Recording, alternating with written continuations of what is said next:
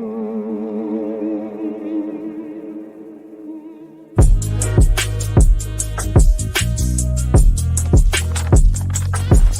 me, I'm gonna say for now, this is an overreaction. Buried him in the turf with his chin wrapped around his nostrils. He called a timeout. Good wherewithal by Eli. Great wherewithal.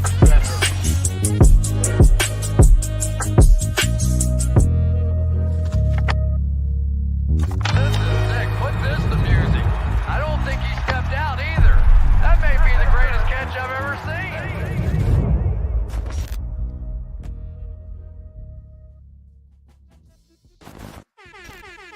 seen. What's cracking, y'all? Welcome back to another edition of the Giant Overreaction. I'm your host, Awthentik. As per usual, man, we got a nicely cooked up, baked up show for y'all today, man. I got 3 dope Giant Overreaction topics we're going to be going over. 2 of them coming from the national media, 1 of them coming from social media outside of the New York Giants community. I wanted to kind of bring a little bit of a discussion and a little bit of debate to the table here. We're going to be talking about, and you saw it in the title, Malik Nabers versus Odunze. That one's going to be a real good one. Chicago Bears community seems to think that they got the right wide receiver over the one that we got. I also want to talk a little bit about Schoen and is he the right general manager for the New York Giants? I heard some comments on the 3 and Out podcast with John Middlecoff. Really good podcast. Went about a good hour going over a reaction to the Hard Knocks episodes 1 and episode 2. We also going to talk some Saquon stuff, some Daniel Jones stuff. Y'all know how I do, always talking about the quarterbacks over here. Let's talk about a couple little quick things before we move into the show here. Y'all know we got training camp coming up July 24th. I should be out there for opening day. I will definitely be out there on August 5th and August 6th for the joint practices with the Detroit Lions. Those should be just amazing. I cannot wait to get to see us go up against them again. Don't forget about last year, how they kind of dominated us as far as physicality goes in those practices. But then we're going to also get to go up against them in the preseason opener as well. That should be interesting as well. I just got 3 more dates on Bleacher Report for doing some recaps for the Hard Knocks episodes 3, 4, and 5. So the mornings after Hard Knocks airs on Wednesday morning, 11 a.m. Eastern Standard Time, I will be doing recaps over there. Y'all know I've been doing the pre-streams here on YouTube as well before Hard Knocks airs on HBO at 9 p.m. Eastern Standard Time. I usually go live around 8 o'clock, just kind of get people geared up, what to expect from Hard Knocks and whatnot. Also, my last video that I just put out with the Patrick Peterson comments on their podcast about Daniel Jones. That video is getting so many mixed reviews, and y'all know how I do over here. I like to present topics that are going to split the room. That's the goal for me over here. I don't like to talk about the stuff that's going to be, pretty much like, the precursors to what people already are going to get as far as like, putting the team up on a pedestal and having optimistic kind of expectations for the Giants going into 2024. So glad to see that video, kind of causing a little bit of raucous here in the Giants community. And if you haven't seen that one's already on the channel and whatnot, so definitely go check that out. I also got to do a podcast with the homie Coach Gene Clemens, who reached out to me on Twitter. That one should be getting released on his channel. He does some stuff with Sports Illustrated and also with Patricia Traynor and Emery Hunt. Big shout out to Emery Hunt, man, who popped into one of our spaces the other day. That was an awesome time to be able to have somebody from CBS who not only has experience playing the game, but also covering the game on a national level. So big shout out to Emery Hunt. That was amazing to see, man. Let's see who's in the building, man. You know what's crazy is right before I went live, they gave us a notification saying that now I'm going to have a premium Twitter account to be able to have our streams go straight to Twitter. This is the first time I've ever seen that error. So, apologies to the people who normally check us out on Twitter. If anybody is, kind of in the middle of both communities, YouTube and Twitter, if you could put out a tweet saying, yeah, the stream's not going there, Awthentik's here live on YouTube, that would be awesome. But shout out to y'all that pulled up and rocking out with us early on this Monday in the afternoon. It's a super hot day out here in D.C. I don't know what y'all getting up top in New York and wherever y'all are at, but like it's damn near like 100 degrees out here in the D.C. area. So I'm going to be staying in the crib. Was super excited to be able to, get a stream up and have some good topics to come up here and talk to y'all about today. Like I said, we're going to have 3 overreactions, but let's do some shout outs before we get this moving, man. And then we'll get into these Giant overreactions, get to talk about what's going on with the New York Giants and whatnot. But again, man, big shout out to all of y'all. pulling up and, spending your Monday afternoon with me, man. I know some of y'all got work, people got stuff going on, and to be able to pull up and get to rock out with me live and have some people in here in the building, that's awesome. So big shout out to y'all. Let's talk about it, though, man, and get to these shout outs one time. Y'all know Hard Knocks is coming on tonight. Tomorrow night. So definitely make sure you right by your TVs. And if you need the plug, pull up to the stream. I'm going to be doing around 8 o'clock. I'll get you in the right direction. Y'all know what it is, man. Big shout out to Real People in the building one time. I see you, fam. He says blessings to all. Shout out to Manny one time in the building. He says this makes my Monday even better. Man, mine too, man. I love getting up here, get to talk Giants ball with y'all. John is in the building. What's going on, John? He said it's hot as hell outside today. Yeah, hydrate, fellas. Yup, I got my cup of water right here next to me. Shout out to John one time. Fryer's in the building. He said, let's go. My homie Tommy Football is in the building one time. He said, been a while since I checked in. Hope all Giants fam is good, and praise to the best Giants content creator on YouTube / the earth, Awthentik. Let's go. You know what it is, man. Football on Sundays, YouTube on Mondays. Big shout out to the homie Tommy one time in the building. Seven is in the building rocking out with us. My homie Michael Knight is in the building one time. What's going on, fam? I hope all is well with you. Kevin the PRF is in the building representing them Washington Commanders. I see Valentino is in the building. Timmy Frith is in the building. That looked like a new name. Big shout out to Timmy one time. He said, did the Joe Schoen made the right decision by selecting Nabers over Odunze in the first round? Great question. It'll be one of our first topics. Just hang tight. We're going to get right to that. Big shout out to Timothy for pulling up. I see Keith Wilson Jr. is in the building. He says, salute family. Joe Marr is in the building. G-Men 2011. That's a great year. I was just chatting it up with somebody about that 2011 season, man. What a great year for the Giants. Eli Manning was on fire that year, too, along with Victor Cruz. He said, I preferred Odunze, but couldn't go wrong with either, I think. Great to see you back, Awthentik. You the man. Nah, you the man. Appreciate you pulling up, G-Men 2011. Sebastian is in the building. Sakpa said, mon cher. I see Door Gunner is in the building. He said, I live in Florida, so it's always hot here. I feel you on that. Y'all used to it. Last time I was in Miami, bro, it was like damn near unbearable. I damn near couldn't even like hang out on the beach. It was actually the year that the Philadelphia Eagles won a Super Bowl against the Patriots in 2017. I was right there like on that strip in Miami watching the game outdoors. It was a great time there. But shout out to Door Gunner in the building one time. Who else we got in here? Weavin or Wyven. I don't know if I'm saying that correctly or not, but shout out to you. What up? What's going on, fam? Chase Hines is in the building. My guy, no Mets, no Nets, no Jets. Representing that Silver Spring area one time is in the building as well. Man, big shout out to all of y'all, man. I appreciate y'all rocking out with me. So let's get right into it, man. Y'all know how we do. For those of y'all that don't know the rules over here on Giant Overreaction, I'm going to present either a national media clip or a tweet or something from social media that'll pop up on the screen. If you indeed think that the statement on the screen has gone just a little bit too far, a little bit too egregious in one direction, and you think it's an overreaction, I'll need you to put an O in the chat to represent that you think it's an overreaction, and also tell me why, because we're going to break down a lot of y'all thoughts along with mine. If you think the statement on the screen is accurate, I want you to put a U in the chat to represent that you are taking the under on the statement and you don't think it's an overreaction. And if you need a little bit of more time, like, I always do on this show, then you can put a P in the chat to represent that you were going to be taking the push on the topic at hand. Joe Marr says Nabers is him in capital letters. My favorite wide receiver in the draft. He is special and explosive. He has that break for a touchdown potential after the catch. That's a fact right there. We definitely going to get off into that. The first topic is definitely going to highlight a lot that has to do with Malik Nabers. Somebody had commented on my last video and was like, man, I want some more Malik Nabers content. So I figured let's start this show off talking about Malik Nabers and comparing him to one of the, better wide receivers in the draft in Odunze. You also had Marvin Harrison Jr. in this draft and plenty of wide receiver talent to go around, not only in the first round with guys like Brian Thomas Jr. There was a bunch of wide receivers in this draft. My favorite that I wanted to get in the second round, because I thought we were going to go quarterback in the first round, would have been Xavier Legette. And the Carolina Panthers end up drafting him. I definitely wish him well. Javon Baker. There were just so many wide receivers in this draft. I think Roman Wilson is going to be a great sleeper as well. Malik Washington out of Virginia. There were so many wide receivers, and glad that we could leave this draft with a weapon, but definitely going to be talking about that today. I know it's early, but this is the time that we should be speculating. There are a lot of Giants fans that they don't like to talk about these topics. They're like, oh, just wait and see what the GM does, and then we'll judge it later. Just wait and see what the player does, and, then we'll judge it later. Stop trying to play GM and all this stuff, but to me, that's what makes talking ball, not only on the internet, but also in person with the homies and whatnot, more interesting, is being able to, study the game and also try to come to a, a hypothesis on the situation and have an educated guess on where things are going. So without further ado, let's go off and get off into this first Giant Overreaction. It's going to be a really, really good one. So let's get right to it, y'all.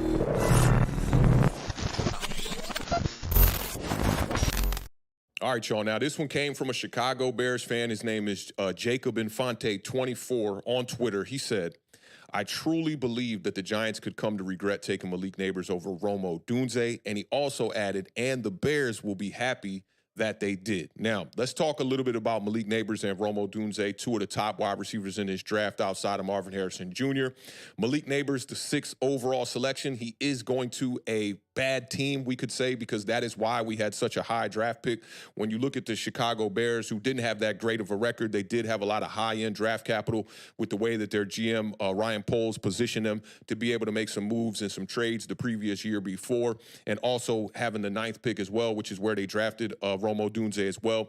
I do think that when it comes to drafting a rookie wide receiver, you have to consider the situation that they are going to.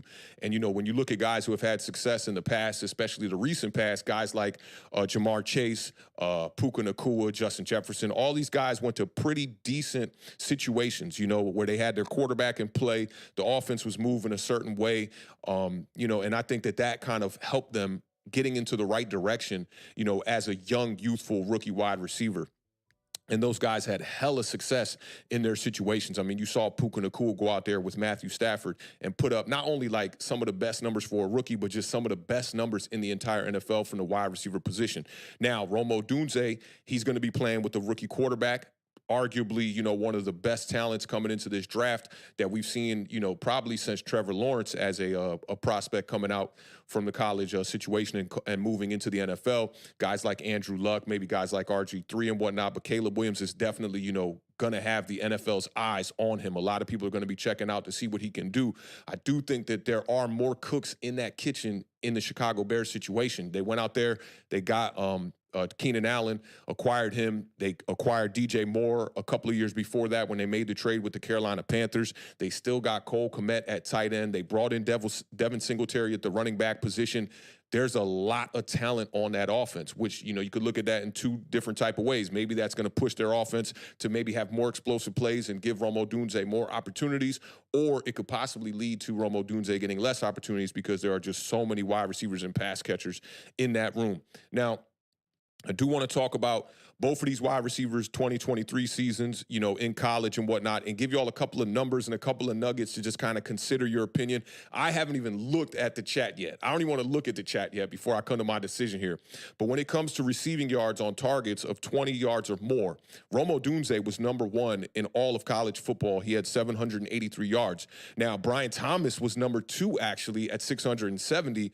Malik Nabers was number 3 at 624. So it goes to show you that Jaden Daniels was working with some top-tier talent. I don't know how much of that we can actually put on just Jaden Daniels because he's working with those two top wide receivers coming into this draft, two guys who are arguably, first-round talent with Brian Thomas Jr. Marvin Harrison Jr. at Ohio State was 4th with 598 yards, and USC's wide receiver Taj Washington was 5th with 596. Now, when it comes to Yak, and we're talking about explosive plays, I forget who that was in the chat that brought it up, talking about explosivity. We're talking about explosive plays. We got to talk about Yak here. Now, Odunze, in his 40 games, he had 1,119 yards of Yak. That's 27.9 yards per game of Yak. Malik Nabers, he had 1,252 yards in 38 games of Yak. That's 32.94 Yak yards per game. So when it comes to the Yak, Malik Nabers probably got the one-up situation on Odunze just by a little bit there, just 2 less games, but, over 100 more yards and whatnot. And you're looking at about 5 to 6 more yards per game as far as Yak goes for Malik Nabers. Now, when I think about Malik Nabers, I like to think about what wide receiver could I possibly compare him to. When it comes to the Yak ability, I kind of like to think about a guy like a CeeDee Lamb a little bit. But for me, my expectation for Malik Nabers coming into this league, who I think he's going to kind of resemble, is going to be Stephon Diggs. I think it'll be a slower start just a little bit, especially with the way that the things are revolving around the quarterback situation in New York. We don't know about the health of Daniel Jones, not only entering the season, but we got to worry about Daniel Jones throughout the season? Can he stay healthy throughout the season? And last year, you know, we saw 2 backup quarterbacks come in and be able to push the ball down the field a little bit more than Daniel Jones, to be able to exploit and take advantage of those hole shots when teams were trying to play cover 2 over the top, you know, and stack a safety over the top of some of our better wide receivers or some of our more speedster type of wide receivers when it comes to Jalen Hyatt, when it comes to Darius Slayton. Now, Stephon Diggs does a lot of, you know, operating from the outside. I know that. And Malik Nabers, I think that his role is going to be majority outside, but that's not to say that Brian Daboll's not going to use Malik Nabers in the slot, because Malik Nabers definitely did his fair share of damage at LSU in the slot. Odunze likes to operate from the outside a little bit more.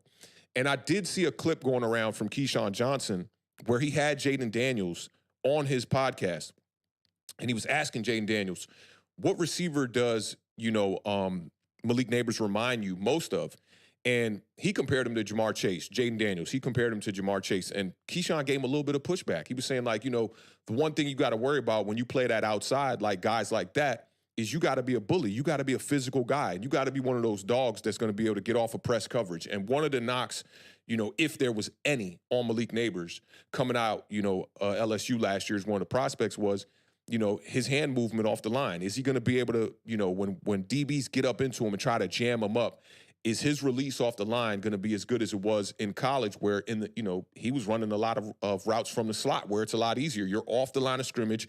These DBs cannot press you as much and get their hands on you. And Malik Nabers had a lot of success. Now, I do think that Wan'Dale Robinson is going to, you know, kind of like eat into some of those slot opportunities that Malik Nabers is going to get.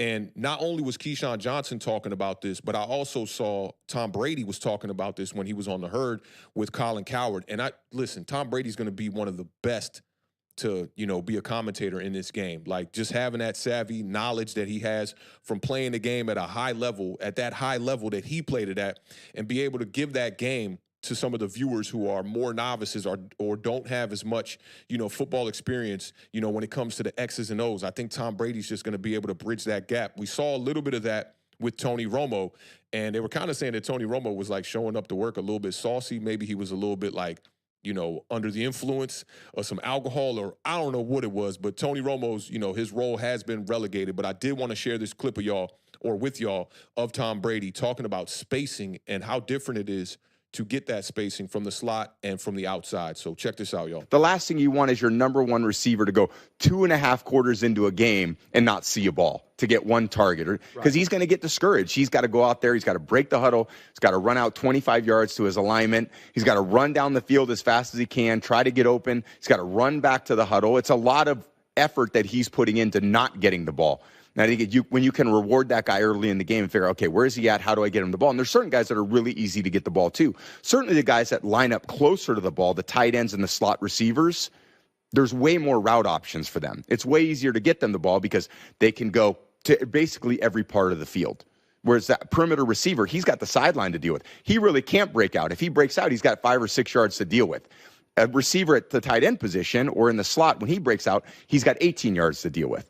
So you have much more space to get him actually the ball. So, you know, it wasn't hard to get Welker the ball. It wasn't hard to get Edelman the ball. It wasn't hard to get Gronkowski the ball. It was hard to get a perimeter receiver the ball. If they decide that they want to take a perimeter receiver out of the game, roll out coverage. You just roll the coverage to him. You play cover 2. You jam him at the line of scrimmage with someone over the top, and it's very, very difficult to get that guy the ball. But that also gives up a lot of other things. And you've got to be able to take advantage of those things. And that number one receiver has to understand, okay, they're making a concerted effort to take me away. Therefore, my other teammates have to produce when they're playing these coverages. All right, so that's Tom Brady, the GOAT, talking about spacing. I thought he made some great points on that one. Now, when it comes to big games, y'all know I've been saying this statistic about Malik Nabers a ton. He had 9 100-yard games in his 2023 season at LSU, but Odunze at Washington, he had 10 of those games. He had 1 game with 180 yards versus Michigan State as well.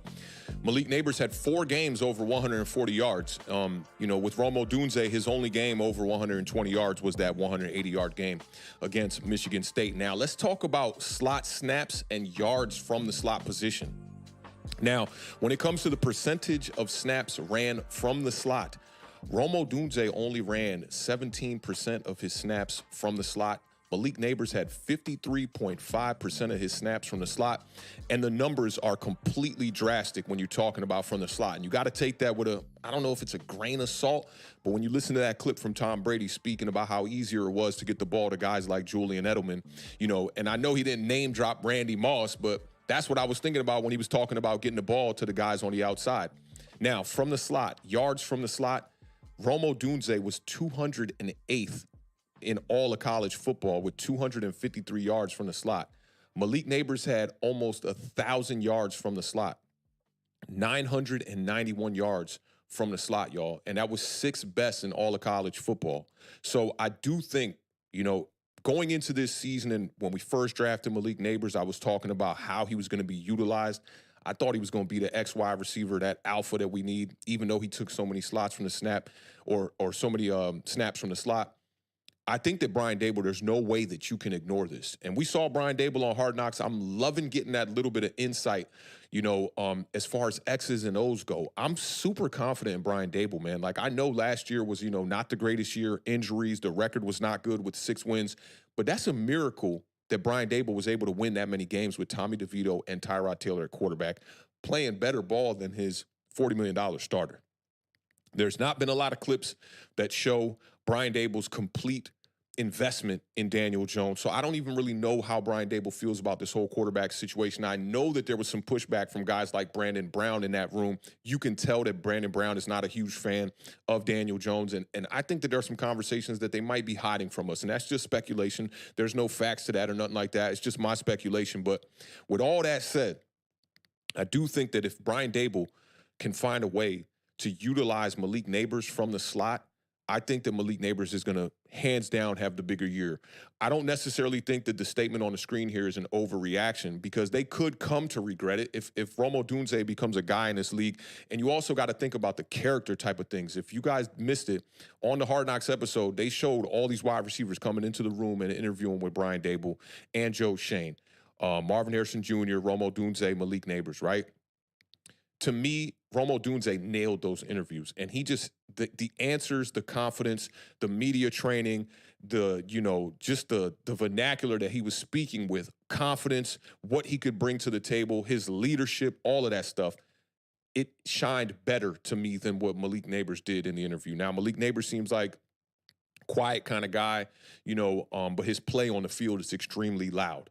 And I think, at the end of the day, your character, and I think the New York Giants have made their fair share of mistakes in drafting guys who have character issues, and also drafting guys, simply because they fit the character mold, especially for me at the quarterback position with Daniel Jones, who I think the Giants kind of felt like was a clone of Eli Manning, and he was going to do all those things, head down, hard worker, show up first, leave the building last, all those things. But at the end of the day, you need some dogs on the football field. So finding that balance of knowing, is this guy one of them ones, whether or not his character is screaming like he's going to be the best guy in front of the press, in front of the media. I think that is the job of some of these GMs and why things become so difficult. And we saw it with Dave Gettleman. I can't even remember the dude's name. Baker, the defensive back that we drafted out of Georgia. Like, that dude's character flaws were all over. It was right there, and Dave Gettleman ignored it. Kadarius Toney's another guy that the character flaws became a thing. First day of practice, ain't got the cleats. The way you dealing with media, and then the way that Kadarius Toney on his way out was dealing with fans. Not a good look. So you got to be able to find that balance of talent and also bringing in the guys who are going to be the right, proper fit for your locker room. So for me, I'm going to take the push on this. I think that there is a little bit of, like, you can say this rightfully so, I feel like. Whether it's accurate or not, to have that speculation in the offseason, I don't think is an egregious overreaction or not. So I'm going to take the push. Let me see what y'all talking about in the chat here. Shout out to Tommy Football. He said, man, I've missed these lives. Love this shit. I feel you, man. I missed them too. Like, when I did the one last week, I was like, man, I got to keep the pace and, try to find the right topics to be able to talk about week in and week out until we get to the season, because this is not only going to help us, get to the regular season faster, but also keep us more informed. Not only y'all as fans and myself as a fan, but, me doing the research to have to come up here and, present the topics to y'all is just going to, keep my knowledge high and be able to go into the season, with the proper confidence and whatnot. Strider's in the building. He said, what's up, Awthentik? It hurts like hell losing Barkley. I'm right there with you on that. He said, but I'm going to be perfectly honest. Barkley and Shane were done with each other when watching episode 2. Facts on that. And I think that, look, this is just my speculation again on this, right? I think that the reason why Saquon Barkley was done with Joe Schoen is because they weren't going to give him the proper money that he felt he deserved to be a New York Giant. The people who are, that have the opposite end of the spectrum as far as speculation goes and think that, Saquon Barkley didn't want to be a lifetime Giant, I don't think there's any truth to that. And I think that when he called his agent and told his agent, hey, we're going to let him test the market, Saquon Barkley probably already got that message relayed to him. So when he picks up the phone, he's looking at Joe Schoen like, man, you the villain, you the bad guy, and you're the reason why I can't be, with the team that I truly want to be with. But I'm right there with you on that, Strider. I definitely feel you on that. He said, Strider said Shane offered him an extension during our playoff run on a bye week. It was rejected. Not sure how many times they talked, but Shane was, I don't know if that's a typo or not, bidding maybe. So in regards to that, and I've been telling people this, separate the negotiations from 2022 to the negotiations in 2024. They're almost 2 years, a fiscal 2 years away, right? And whether or not Saquon Barkley signed that contract at that time, I know there are rumors about what the numbers were. Some people have been saying, oh, well, he offered him the same contract that Philadelphia offered him here in this free agency period, and he didn't take it. You got to understand where we were at that time. The Giants were overachieving. Saquon Barkley was in a contract year, and he was out there looking like the #1 running back in the NFL at that time. You could argue CMC. You could maybe argue Derrick Henry. But when the Giants were sitting at 7-2, we know who the workhorse was for that offense. A lot of people like to try to, ignore that and say, oh, no, the identity and the workhorse was Daniel Jones. He was playing great football. I think that when Saquon Barkley started to deal with that injury, we really started to see how that offense was really built around what Saquon does best. Defenses stacking the box and trying to key in on Saquon to stop him, I think opened up some things for everybody else on that offense. It covered up some of the blemishes within that offensive line. And I think Saquon Barkley, being that it was a contract year, was trying to put his best foot forward. We saw the same thing with Brian Burns with the Carolina Panthers in his contract year. That's the only time that Brian Burns has had double-digit sacks, where he had 12.5 sacks. So I think you got to take all of this with a grain of salt and be able to separate the two contract negotiations. I think that's very important because they were 2 years later. When all said and done, the negotiations were finished, and the Giants and Saquon Barkley agreed to a franchise tag, which you don't really even got to agree to that. And then ultimately going into the season, they ended up giving him a deal that was pretty much just worth the franchise tag, and added some incentives to that they really knew that Saquon Barkley was never going to get to. But for the most part, Strider, I'm pretty much in agreement with everything that you're saying here. Now, back to the Neighbors conversation here. Harrison Bryan is in the building. What's going on, fam? Hope all is well. He says it's an overreaction. Once Neighbors develops his get off and route running, he's going to be a problem. Absolutely. And I expect Malik Nabers to be a problem from day one. And when I say day one, I don't mean like the first game this guy's going to go out there and put up 100 yards, but I think it's going to be similar to what we saw from like an Odell Beckham Jr., where by game 4 for Odell Beckham, he was showing us like, look, automatically I'm a wide receiver 1. I'm going to be a problem in this league, and you defenses better start adjusting, or I'm going to increase how much of a problem I am. So I'm with you on that, Harrison. I don't agree that his statement is quite an overreaction, because these two wide receivers are going to be going at it for probably their entire career. And I think they're going to be being compared to each other, through their whole entire tenure with their teams, or, respective teams when they move on from these teams. Shout out, no Mets, no Nets, no Jets. He says, and just because the Giants did it, drafted a player, that doesn't mean it's wrong or / a bad pick. Trust your team a little bit more. Yeah, I think that's truth. For me, the part where the trust is getting a little bit lost for me is that all they're saying is that Daniel Jones needs an offensive line. They've done this before, tried to piece and put weapons around him. We did it with Darren Waller last season. We did it with Kenny Golladay and Kadarius Toney, John Ross, Kyle Rudolph. We did those two regimes and whatnot. And instead, they didn't draft no offensive linemen. So the whole thing, I can't just sit back and trust my team. I can't do that, especially with the way that the New York Giants as a fan base has been going through this struggle for the better part of a decade, right? It's been so bad that I think that if we're not questioning things, then we're in the wrong. So I got to disagree with that part. But I do think that, I'm happy with the pick. If you look at the videos that I was rolling out through, the pre-draft kind of phase and whatnot, I said that, like, look, the Giants are probably going to go Malik Nabers if they don't go quarterback. I really wanted a quarterback in this draft because I wanted to commit to the rebuild. But when you look at this roster now, 3 years removed or 3 drafts removed from Joe Schoen being here, or Dave Gettleman not being here, it kind of still feels like we're in the same spot we were at right when they first got here. John says it's a capital O for the overreaction here. He said LSU had a track record of developing hella talented wide receivers, and he's in Dable's offense, who gives wide receivers a lot of freedom. Yup, a lot of option routes in this Brian Dable system and whatnot. And, you know, you got to study that playbook, and you got to know what's going on in different situations. If you guys didn't check out the interview with Schmilk and the wide receivers, they all talked about that this playbook is difficult to learn, but once you get it down, it gives you that flexibility to be able to do a lot with what you're doing with your routes and not just be stuck on one type of concept. So definitely right there with you on that one. Strider says he's still worried with DJ as our quarterback. Don't want the man to fail, but I hope he has a good season, man. We need DJ to go through his progressions. Yeah, and I think, like, if the offensive line can hold up a certain way, right, just, you know, better than they did last year and give, you know, Daniel that time, I do think that he can go out here and have a pretty decent season. He has struggled in the past 3 seasons here as the Giants quarterback and whatnot, but I think when you have a guy who's a slow processor, it's important to get that offensive line beefed up and be able to give him a little bit of extra time, because it's literally milliseconds that we're talking about from the quarterback position that separate the elites from the guys who are just normal average Joes at the quarterback position. So I'm right there with you on that. Let me see. No Mets, no Nets, no Jets says that Daniel Jones ain't going to be the quarterback forever. Yeah, you know, and I think that if he goes out here and he puts up a decent season similar to what he did in 2022, it's not going to surprise me if Daniel Jones goes out here and gets to finish that contract, you know, the 4-year contract that has 3 years left on it now. Let me see who else we got up in here. Weaven says he's taking a push. Neighbors better, but character concerns may make him a headache if he doesn't get the ball. Also, he won't be good till DJ is gone. These are some really good points right here, and I hope I'm saying your name right. Weaving, I'm hoping I'm saying that right.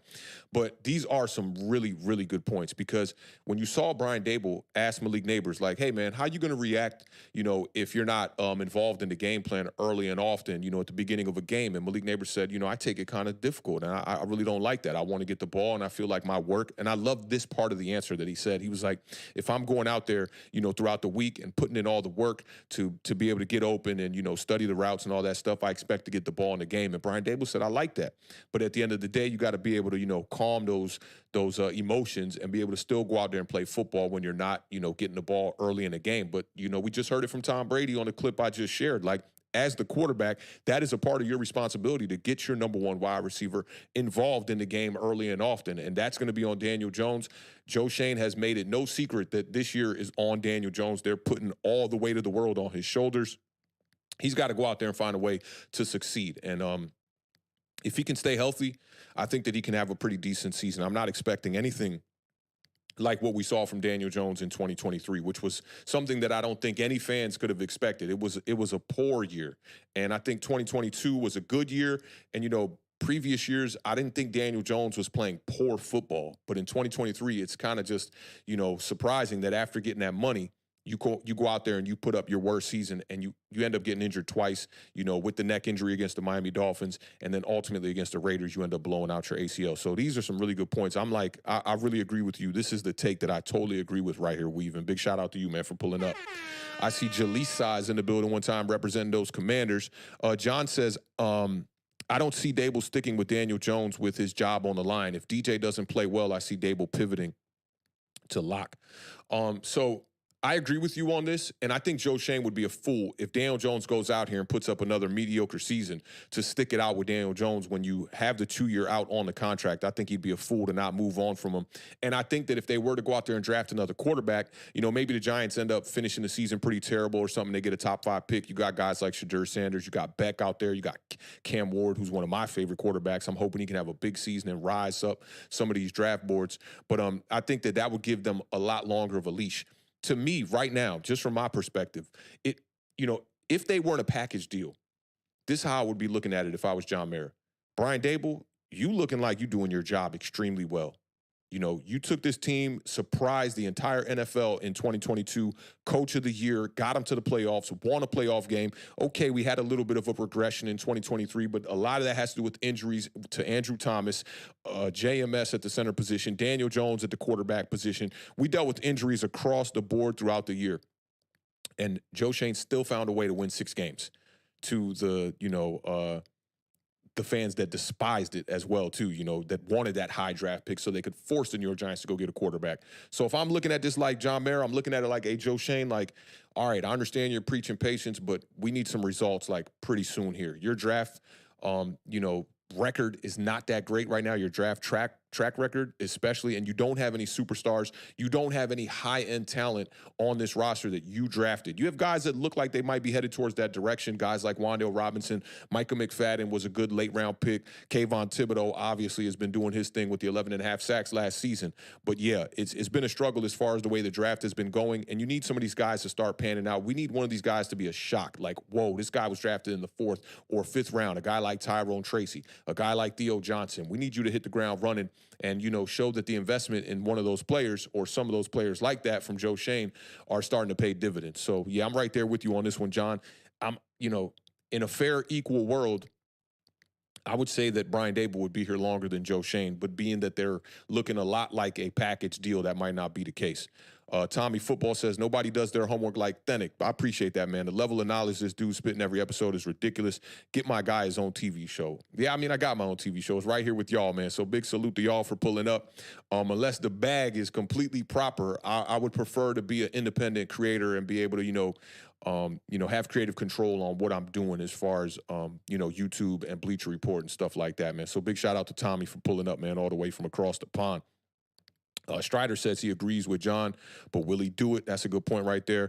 Chef Oz is in the building. He says Malik is going to go absolutely insane this year. DJ can throw a 5-yard slant route all day. Yeah, that's true. And we did see that, against the Miami Dolphins, where the offense was very reserved and very restricted because they weren't allowing stuff to get down the field. We were running a ton of slants in that game. And, Daniel Jones was not having that great of success. I think that the problem that could occur is what we saw in the Tom Brady clip. If a team wants to absolutely go out there and try to take away a #1 wide receiver threat like Malik Nabers, play some bracket coverage over the top, have your linebackers, watching out for those crossing routes coming across, those slants, those mesh concepts and things like that, then where do the New York Giants go after that? My answer would be you got to go to guys like Wan'Dale Robinson. Hopefully a guy like Jalen Hyatt can, peel the top off of these secondaries when Malik Nabers is getting some of that attention, which makes it a bit puzzling for me going into the year. Like, is Malik Nabers going to be the #1 wide receiver on this roster this season, or could it be some guys that maybe could benefit from having secondaries paying attention to Malik Nabers? I'm not too sure, but I do think it's going to be close. I do think that Wan'Dale Robinson can make a good push, especially for that yardage mark. Wan'Dale Robinson, more than half of his yards last year were on yak. He's a guy that can definitely catch the ball and go, but that is dependent on the accuracy from Daniel Jones from the quarterback position to be able to have it where Wan'Dale Robinson can catch the ball in stride and continue to go and get those yak yards that are necessary. It's going to be interesting to see how it works. The modern NFL has kind of shifted away from the 4 wide receiver concept. You don't see a lot of teams running that as their main base package. And I've been looking at a lot of that with Cliff Kingsbury going to the Washington Commanders because that's what Cliff likes to run. But he hasn't been that successful running that system. But I do think that maybe the Giants could experiment a little bit with that, putting 4 wide receivers, 2 slots on each side and have Malik Nabers and have Wan'Dale Robinson on the field at the same time to go with Darius Slayton and Jalen Hyatt and try to spread this thing out. Now, we know that that's very dependent on the offensive line because if you ain't got no tight end on the field to be able to chip in and help, that right tackle position especially, then how are the Giants going to be able to protect Daniel Jones? Which is why I really want to go with Jermaine Illuminor at the right tackle position, but I'm in this case, I'm hoping and banking on Joe Schoen and Brian Dable being correct in giving Evan Neal another year at the right tackle position, but we'll see how it goes. Big shout out to Chef Oz for pulling up and rocking out with us. That's a great statement you got right there, man. It's a lot of y'all in the building. I see Jesser is in the building. That's a new name. Said, yo, what's going on, fam? JJ Stangle is in the building one time. Shout out to Jaden714 in the building, dropping that $4.99 super chat one time. He said, I might cry when I see Cam Ward on the field with Nabers and Wan'Dale the season after this. This will do miracles on me. Bro, oh my God, that will be so amazing to see a guy like that. Dynamic from the quarterback position, can run, can throw the ball down the field, big arm, can make all the throws. My one knock on him is he kind of holds on to the ball a little bit too long in some situations. And, the turnovers from a fumbling standpoint can be a thing. I think Shadur Sanders kind of deals with some of that stuff too. Shadur being a little bit more of a pocket passer, but damn, that would be amazing amazing. And I'm waiting for another exciting year here on YouTube, going into the year with optimism and excitement. I just can't do it this year. You know, I just don't see it with the roster. So I'm kind of taming my expectations. But big shout out to Jaden, man. This is a great point. If we could get Cam Ward on the field with Nabers and Wan'Dale Robinson and Jalen Hyatt, oh my God, that could be an electric dynamite type of offense. Let me see what we got here. Door Gunner, I just saw complain, and I just wanted to read this one when I saw it. He said, complaining about being bad for a decade is wild. Us Commanders fans have been bad for 25 years. New regime, though, so we shall see. Shout out to Door Gunner in the building, man, representing those Commanders. And, yeah, the turmoil that the Giants fan base has been going through is nothing in comparison to what you guys have been going through. I live here in Washington, D.C., and I know, man, like a lot of Commanders fans, I almost said Giants fans, a lot of Commanders fans have clocked out. You know, when they made that shift from the Redskins to the football team to the Commanders, a lot of the OGs I know that watch ball and talk ball in the barbershops and all that stuff, they just kind of clocked out, man, and they don't even talk about the Washington Commanders that much anymore. But I do think, getting Dan Snyder up out of there, getting Ron Rivera up out of there, which I think was maybe a year too late, but with the transition of the ownership of the team, I think that's kind of just how it had to happen. The one person who I think could be a scapegoat in this whole situation and really lost his momentum as a head coach and a coordinator and all that is Eric Bieniemy. The whole, like, whenever it came time to hire new coaches in the offseason, Eric Bieniemy was always one of those names at the top. And then you saw him go out here with Sam Howell, and he just, every time he looked at that playbook, he wanted to pass the damn ball. He was a PTDB type of dude. And I think that, a lot of people around the NFL community looked at that and thought that maybe Eric Bieniemy was, in over his head. And I'm not sure where he's at right now, but Eric Bieniemy was, one of the better coaches, one of the better coordinators in the league. And I just think, it's kind of, a shame that his leash was that short, just one season. And a lot of people talked about this when he came over from Kansas City to the Washington Commanders, that it didn't really make sense. If you were going to be a coordinator, why didn't you just stay with the Kansas City Chiefs until you got a head coaching job? And I think those people were right. I was kind of going against that a little bit at the time, but I think those people were definitely right. But, I think this year for y'all, Door Gunner is going to be an exciting one with Jaden Daniels at quarterback. Your defense is still a little bit in bad shape, but y'all did bring in some linebackers with Frankie Louvu from the Carolina Panthers. I think he's going to definitely help that up. And then Bobby Wagner at the linebacker position, who's probably just going to be in on run downs and whatnot. Y'all drafted Newton. I love that pick. Ben Sinnott at tight end should be really good here in a couple of years. So I think Washington, I don't know if you guys are going to be making the push at closing the gap, with the Dallas Cowboys and the Philadelphia Eagles. But I do think that y'all are going to be a bit more competitive this year. So big shout out to a Door Gunner one time in the building. Shout out Gavin. He says, I've seen this reaction to Roman Nabers. Did something happen on the football field that makes us regret the pick already? LOL. Nah, I think it's so wild how people laugh at takes in the offseason. We haven't seen any of these guys play yet, and it's just a little bit of speculation. I think that for the football nerds, we love this shit. Like, we love talking about this type of stuff because then when it comes time to play, and see these players get on the field and see what they're capable of, to be able to go back and look at your takes and whatnot and see how accurate you were, I think that's pretty cool. But there are, different things you can weigh in on both sides that would make one of these wide receivers appear to be better than the other. And I think the argument could go either way, which is why I wanted to bring it up on this show. Like I said, the opening of this one, I love bringing up topics that can split the room, right? But I'm also somebody that I respect all football opinions. As long as this, got some kind of sanity to the take, I respect all football opinions. And I just, it just seems like in this social media day and age, everybody's like, ha at the takes of somebody. And then, that's why I keep receipts, to be honest, because when I say stuff on my Twitter timeline, I get people being like, oh, man, look at this dude, man. He thinks Daniel Jones is a worse quarterback than Brock Purdy. And now look at how those takes have aged, right? And if you just use your eyes, I think that, with these two wide receivers in particular, they're pretty equal. I think you could choose either one of them and be in a good direction. So that's where I'm at with it. Harrison Bryan says that health of the offensive line is our key to a successful season. We're not a Super Bowl team, but I feel like we can be that annoying team that ain't easy to kill. Yeah, I do think that. If all goes well, I put out a video, what has to go right for the New York Giants to be able to be at least in the topic of discussion of winning some games, maybe going to the playoffs. And you're right about that. The offensive line absolutely got to be clicking. You want Carmen Brasillo to come in here year one and prove that Bobby Johnson was the wrong guy for the job. You want to know that a guy like Deonte Banks can hold down that secondary and be cornerback one. You want to have a guy like Brian Burns come in here and step up his play. They're paying him $28 million a year.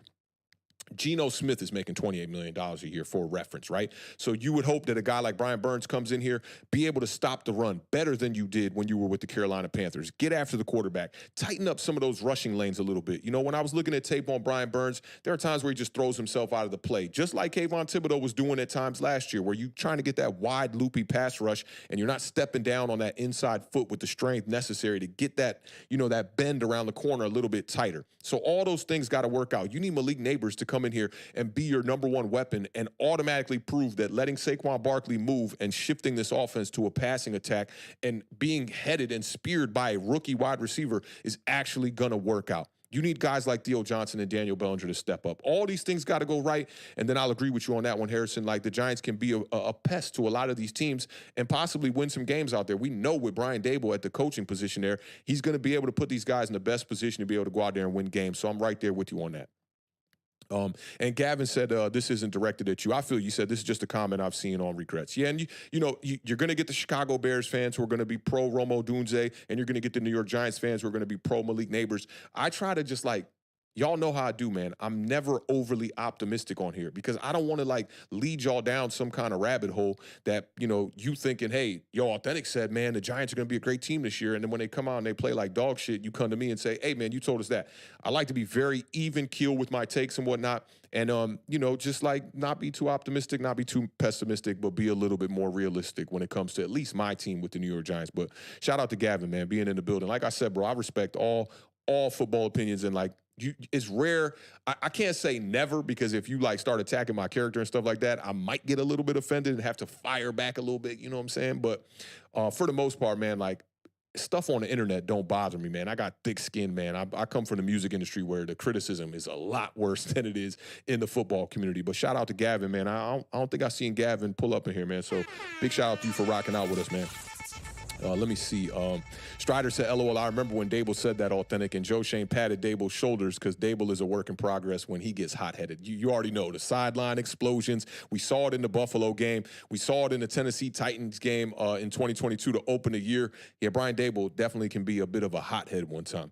Shout out to Zeke Anderson one time in the building, man. This is my dog right here, man. Always talking ball with us. He said, what's good, beloved?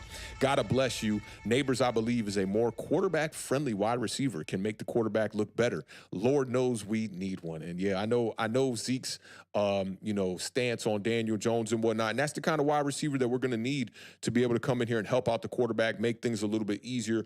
Kind of reminds me of that play from Darius Slayton against the Houston Texans 2 seasons back, where he kind of just Daniel Jones bought a little bit of time, backpedaled, dumped it off his back foot for 5 yards to Darius Slayton, and he found a way to hit that sideline and turn it into a 50-yard touchdown. So we hope to see more of that. Where I have a little bit of pause is, we saw Odell Beckham come in 2014, hit the ground running, explosive plays all over the place, taking those quick slants to the house, but the New York Giants still couldn't win a lot of games with Odell Beckham outside of the 2016 season. So right there with you, Zeke. Definitely appreciate you rocking with that $5 super chat and supporting the channel, man. You know what it is. Let me see what else we got here. My man, the beard is in the building. I saw somebody earlier said, man, is it wrong that I missed the beard? Absolutely not. I missed the beard on these streams, man.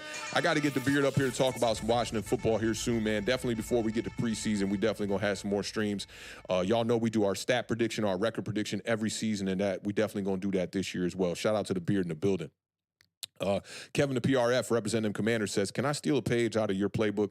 The best of those 2 receivers will be the one with the decisive quarterback. Whew. I know that's right.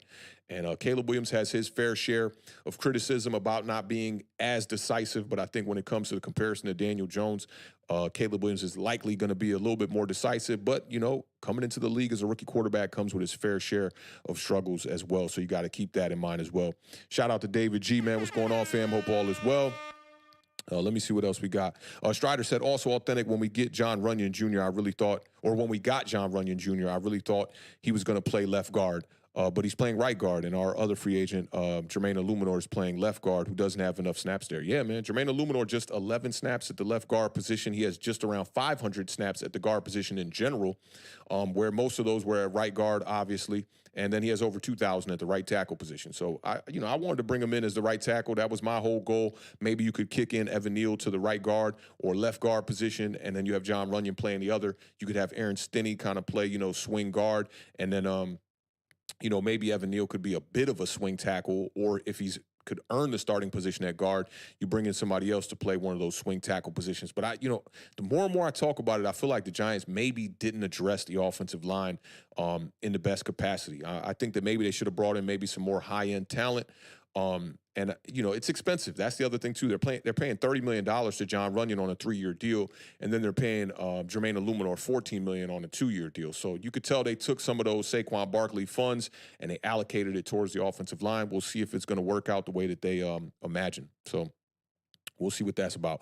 Shout out to Simeon one time in the building. What's going on, fam? He just sent in the $5 super chat. He says, if Jones is stinking up the joint, do you play lock to save the season, or do you ride out Jones and the losing for a top pick? Knowing the New York Giants and the way that John Mara likes to operate, it's going to make it difficult because he's very invested and, he has a lot of faith in Daniel Jones. They're banking on Evan Neal at the right tackle position as we see it right now, right? And I think that if you get down the season and it's a little bit too late, the thick of the schedule is weeks 3 through 7, where we see a bunch of top-notch teams there. I'm looking at weeks 3 through 7 as, man, there might not be one win on the schedule there. So I think that the game plan that they attack the beginning of the season with is going to be, they're going to live and die on that. And they have to make the right choice here. If you're in camp and Drew Lock is giving you an inkling that he is better than Daniel Jones, and maybe Daniel Jones is showing you that his health is not all the way there, it would be a ballsy move to go out there and start Drew Lock week 1. But if you, the coach, think that he is out there and he's playing better ball, especially in training camp, go ahead and make the right move, because this is a make or break season for the front office and for the coaching staff. I think if we go out here and we looking like we're headed towards a top 5 pick, Joe Schoen and Brian Dable, that leash is going to get extremely shorter. And I'll tell you guys about a story that we just heard just 3 days ago on Twitter Spaces, where Emory Hunt popped into our Twitter Spaces, just come chop it up with us. Shout out to my homie 1T, man. He was the one hosting the space when Emory Hunt came in there. And he told us a story about 2017. We were all having an argument about the 2017 season with Eli Manning and how washed he was. And me and my homie Jabri were pretty much in agreement saying, like, look, Eli Manning was losing some of his skill set, but a lot of it had to do with the way that the game was changing and the way that the game was shifting to more mobile quarterbacks, being able to buy time. And Eli Manning was never really one of those guys. So when the pressure started to get to him, Eli Manning would just fall down in the pocket, and he really was like, the game was transitioning away from him. You can't forget that all 3 of the starting wide receivers that year ended up getting hurt as well. You had Odell Beckham go down with the ankle injury. Brandon Marshall went down with the ankle injury. Sterling Shepard went down with an ankle injury, all in the same game. And Dwayne Harris, who was our 4th wide receiver and our punt returner, he also got hurt in that game. Now, Emory Hunt came into the Spaces the other day, and he said, look, man, and Emory Hunt was a beat reporter for the New York Giants. He still does a lot of stuff on the beat with the Giants, even in present day. But he said in 2017, when you saw Geno Smith go out there and run the offense in training camp versus how you were seeing Eli Manning run the offense in training camp, it was night and day. Like, he said that Geno Smith was the better quarterback, and everybody on the beat knew it. But the New York Giants were just still invested in Eli Manning and trying to put pieces around him to make one more run at a chip, which is why we brought in Brandon Marshall to come in and play opposite of Odell Beckham. But now the New York Giants did not go out there and start Geno Smith at the quarterback position. And I think where it backfired is when Eli Manning's streak ended up coming to an end. When they played Geno Smith against the Raiders that year, he had a decent game. I mean, he didn't throw any interceptions. He had 1 touchdown in that game. I think he threw for like somewhere near 200 yards, but the Giants still lost the game, and they still did not put up a lot of points on the board. They ended up having 14 points with just 1 minute left in the game. They kicked a field goal to cut it to a 1-score lead, tried to kick an onside kick, and didn't get it, and the rest is history. The fan base completely just they rebutted against John Mara and the decision to bench Eli Manning. And Emory Hunt also brought this up, too. You can't forget about what was happening in the NFL during that time. This was around the time when Colin Kaepernick was taking a knee, and, all the turmoil and stuff that was going around, about his stance on the NFL and players and stuff like that, and the backlash that came from the New York Giants fan base, and having a black quarterback like Geno Smith start and take away Eli Manning's active streak and whatnot, which I think was a bad decision. I just think, like, look, if you were going to start Eli Manning, exactly how I think about 2019, if you're going to bring back Eli Manning to start these games, let him finish the season, figure out the quarterback situation the next year. But Ben McAdoo's whole goal, according to Emory Hunt, was to bring in Geno Smith to be the bridge quarterback and then draft a quarterback, a guy like Mahomes or somebody like that. They had a couple other guys on their board, Josh Allen the following year. And the rest is really history. They fired Ben McAdoo, before the season was over. And I'll go to the grave always saying this. I think the New York Giants fired Ben McAdoo just a little bit too early. And Emory Hunt, when he spoke about, the locker room falling apart, because that's been the rumor and has been the narrative that, a lot of Giants fans have heard throughout the years, is that Ben McAdoo lost the locker room. Emory Hunt couldn't confirm that. So I can only take the word from somebody on the beat.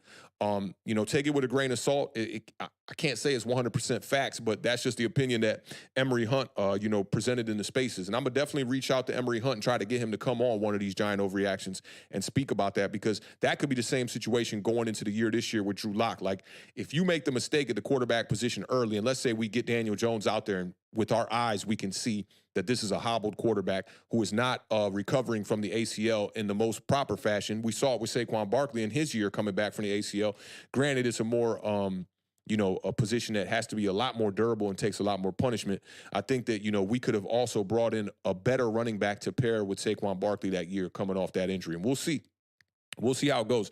I think if it's me, I got to go with Daniel Jones. You're paying him $40 million a year. I don't think you could start the year with Drew Lock, but, it is what it is. And we just got to wait it out and just see how these games pan out and see what happens when the New York Giants, wheel out Daniel Jones out there on the field, and possibly might have to wheel him off, if he ends up getting hurt again. Shout out to Chef Oz one time. He sent in the $5 super chat one time. I appreciate that, fam. Appreciate you supporting the channel, bro.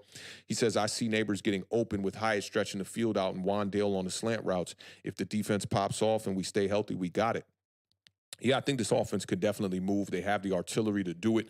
And I think that goes, to what Joe Schoen has been speaking about with placing everything on Daniel Jones' shoulders, and just saying, like, look, this is the year we got to figure out what it is. Although I think I know what we have at the quarterback position. It seems like Joe Schoen and them don't know, even after paying Daniel Jones, $80 or $92 million guaranteed. So we'll find out, but I agree with you on that. Like, you got weapons out there, make it work. Like Wandale Robinson, you heard it from CeeDee Lamb, one of the most slept-on wide receivers in the league. Like, his route running abilities are fantastic. He's great in and out of breaks, in and out of cuts. He can get off the line.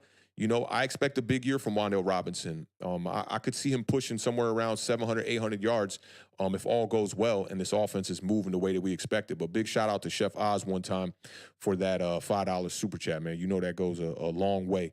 And let me just scroll down here to the bottom here. No Mets, no Nets, no Jets says, I cannot shake the feeling that Joe Schoen became a GM a year or two too early. I'm glad you said that, because that's going to take us to our next Giant Overreaction, which this one is a video clip. And this one comes from John Middlecoff from Volume Sports. He has his own podcast called 3 and Out. Really good podcast. Has experience in the front offices of, an NFL room. He was with the Philadelphia Eagles for a while. But I want y'all to check out this clip of him speaking on his podcast and reacting to the Giants on Hard Knocks. Check this one out one time. Joe Schoen, listen, seems like a really nice guy. I've said for a while, not everyone is meant to be a number one. And to me, feels a little bit more like a number two. Asking a lot of questions of his group, which is normal, but it kind of feels like this guy's a GM. I worked for Howie Roseman. I don't quite get those vibes from this guy.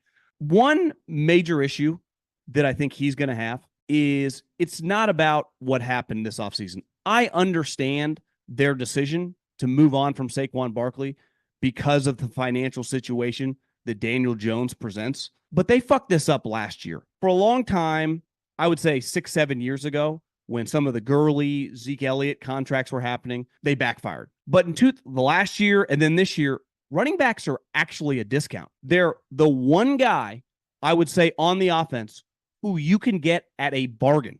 John Mara said multiple times, I don't know if I'm that comfortable with losing Saquon Barkley because our offense sucks without him.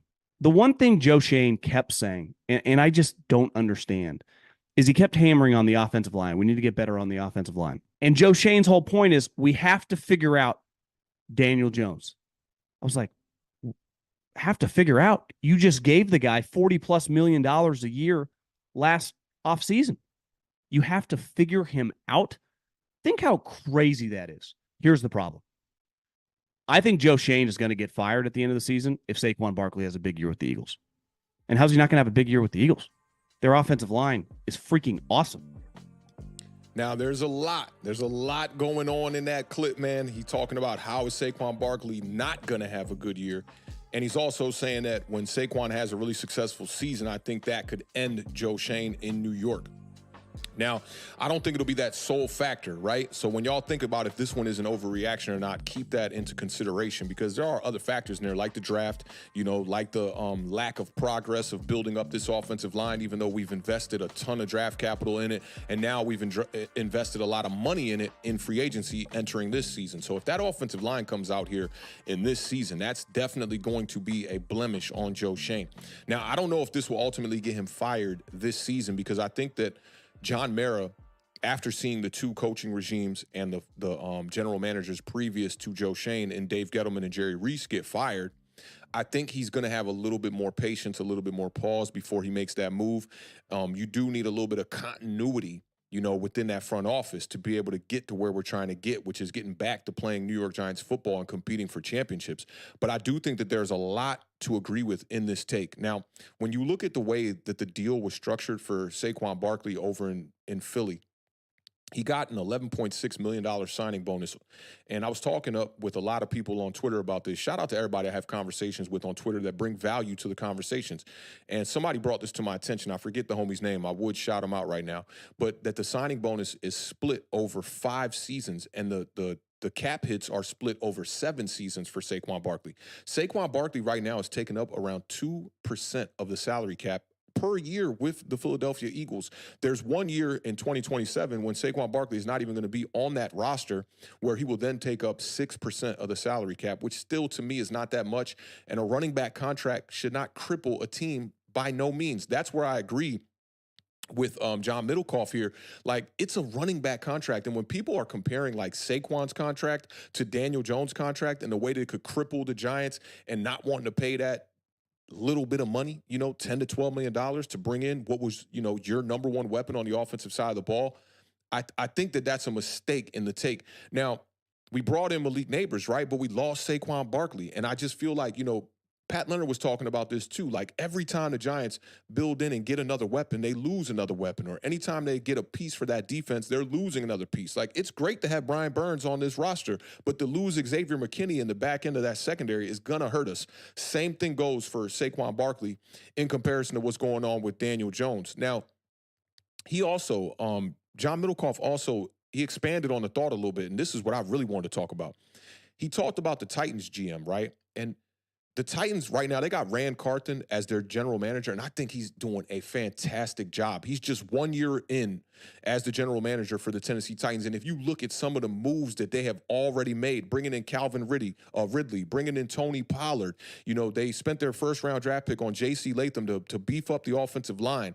They brought in L'Jarius Sneed from the Kansas City Chiefs, who's arguably the best cornerback in the entire league right now. They already got some players in that secondary. You know about Simmons up front on the defensive line. Like that team looking like, man, going from 1 year to the next, like to me, they're my sleeper this year. You still got DeAndre Hopkins out there at wide receiver 1 and pairing him with Calvin Ridley, who now when you get Calvin Ridley and be able to put him in the slot, where he's more used to being his natural position and he'll be able to get off the line. Calvin Ridley's going to have a bigger year this year than he had last year with the Jacksonville Jaguars. And I think he put up over 1,000 yards with the Jaguars in a quiet season.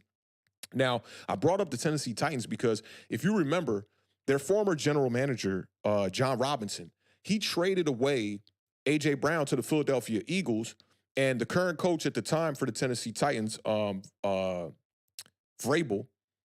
he was not happy with that, right? And also drafting Malik Willis was also John Robinson's doing. So Vrabel's looking at it like, man, what is going on here? You're kind of like forcing me to bring in these players, and you traded away one of my best offensive weapons. Now, when A.J. Brown got to Philadelphia in that first year, they ended up just so, luckily having to play the Tennessee Titans. So he got to go back and play against his former team, and man, he straight up burnt those dudes. They won that game 35-10. A.J. Brown had 8 receptions for 119 yards and 2 touchdowns. And a month later, that general manager for the Tennessee Titans, John Robinson, was fired. Now, running back is not as important of a position as wide receiver, right? But it's still important. Last year, if you look at all the playoff teams, 12 running backs breached 1,000 yards in 2023. Just 12 running backs. Back in my day in the 90s, early 2000s, you would have like 20, at least 15 to 20 guys that were going to, breach 1,000 yards. We only had 12 running backs breach 1,000 yards last year. 8 of those 14 were on playoff teams. So you had CMC, you had Derrick Henry at number 2, but let me just name the playoff guys. CMC, Kyron Williams, James Cook, DeAndre Swift, Najee Harris, David Montgomery, Raheem Mostert, and Tony Pollard. Now, a lot of those guys aren't aging running backs, but they're getting up there. When you look at Raheem Mostert, he's probably the oldest running back on this entire list. He led the NFL in rushing touchdowns last year. And I know somebody's going to say, well, Raheem Mostert wasn't a starter for that long. And yes, there is a lot of tread left on his tires, but go look at Raheem Mostert's injury history. That dude has been banged up his entire career, and he's still going out there and being a productive player. And I think that the Miami Dolphins did it the right way. They brought in Raheem Mostert. They drafted A-Chain. You got 2 running backs that if one goes, both of them have been hurt in the last 2 seasons, right? And they still managed to be able to run the ball at a high clip. And that's what I want to get from the New York Giants. Now, we are shifting to a running back by committee without Saquon Barkley. And I'm just unsure if we've brought in the studs, right? And in this particular clip here, he's saying, running back is the one position on offense that you can actually get a discount on. And that's how I like to look at it. Like the fact that running backs are still getting paid $15 million and under, when you look at all the other positions on the offensive side of the ball, from left tackles to all these interior offensive linemen, the guards that are getting top dollar right now, some of them making close to $20 million. You saw us go out there and pay for a relatively unknown guard in John Runyon, and we gave him $30 million over a 3-year season. Tight end and running back are really the only positions that you can really get a discount on the offensive side of the ball. And I'll take it back to when I said this about Frank Gore, when he saw Joe Schoen at the Senior Bowl and whatnot, and he didn't have many words, and he just said, but Saquon's talented, man. And I think that they might have wanted to revisit this, but Joe Schoen put his eggs all in one basket, and they are in the Daniel Jones basket, not the Saquon Barkley basket. And I'm not mad at that. After you pay that guy that kind of money, you have to be invested in him to at least be a part of the identity of your offense. So when it comes to allowing Saquon Barkley to walk in free agency, I was okay with it. But I think that, homie here in this clip, John Middlecoff, I think he makes a great point, though, that they screwed this up last year. You should have got the deal done with Saquon last year. You should have found a way. And if the argument is that it was just $1 million, $2 million of guaranteed money, well, you should have found a way to get that done.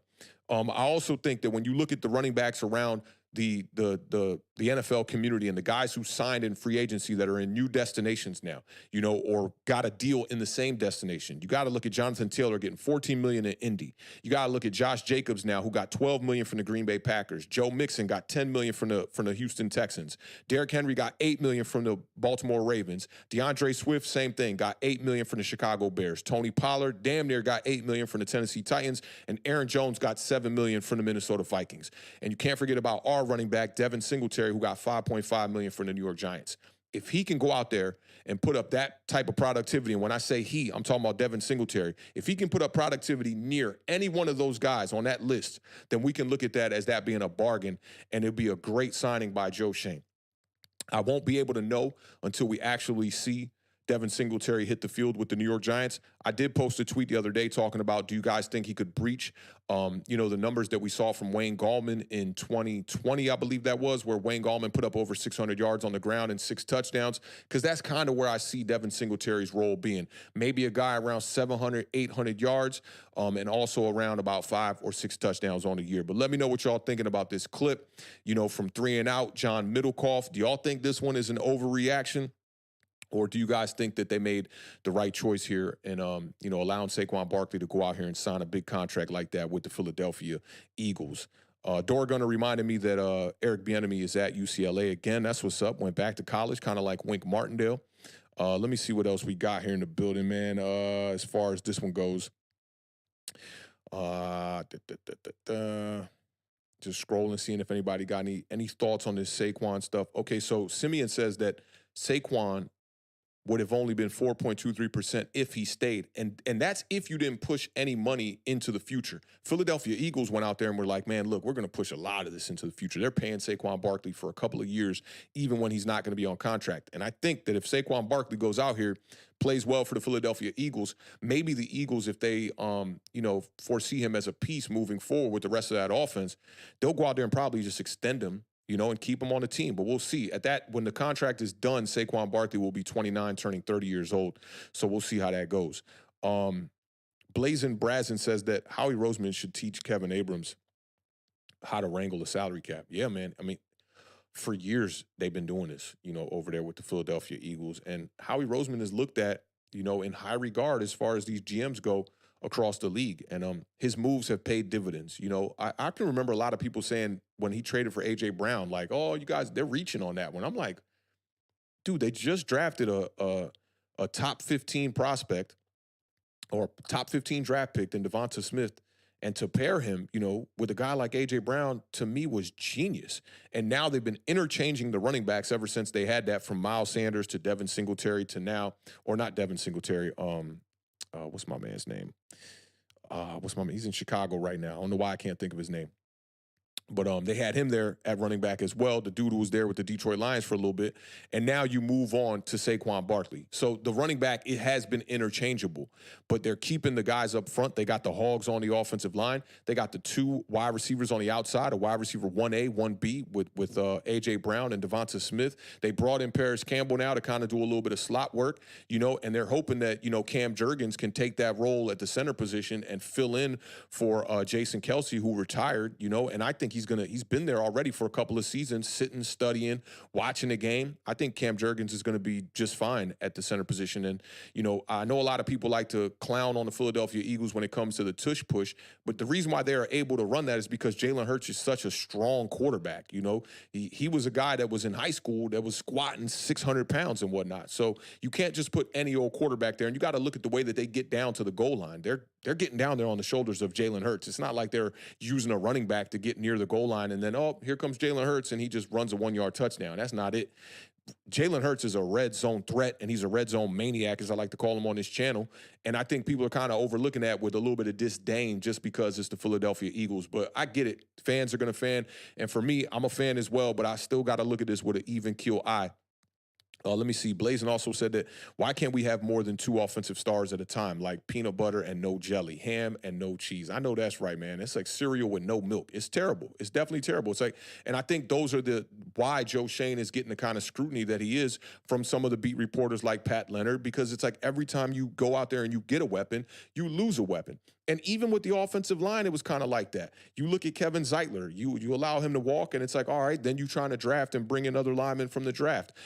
You can look at the tight end position that they have addressed now every year that they have been here, starting off with Daniel Bellinger and then going into year 2 and being like, oh, no, that draft pick that we spent on Daniel Bellinger, he's not as good at the position as we expect him to be. We need a wide receiver 1, which I will go to the grave. Tight ends are not wide receivers. They are pass catchers, but they do a lot more. Running backs are pass catchers as well, but we don't call them wide receivers. So I think that was a big mistake. And then now you see in this 2024 draft, they go out there and they drafted Theo Johnson out of Penn State. One of these guys got to work. I am of the belief that, you got to keep trying, especially at the quarterback position and at other positions. But it's interesting when you're spending most of your draft capital on defensive backs, offensive line, and tight ends. And those are the 3 positions or unit groups right now with the New York Giants that are likely the worst.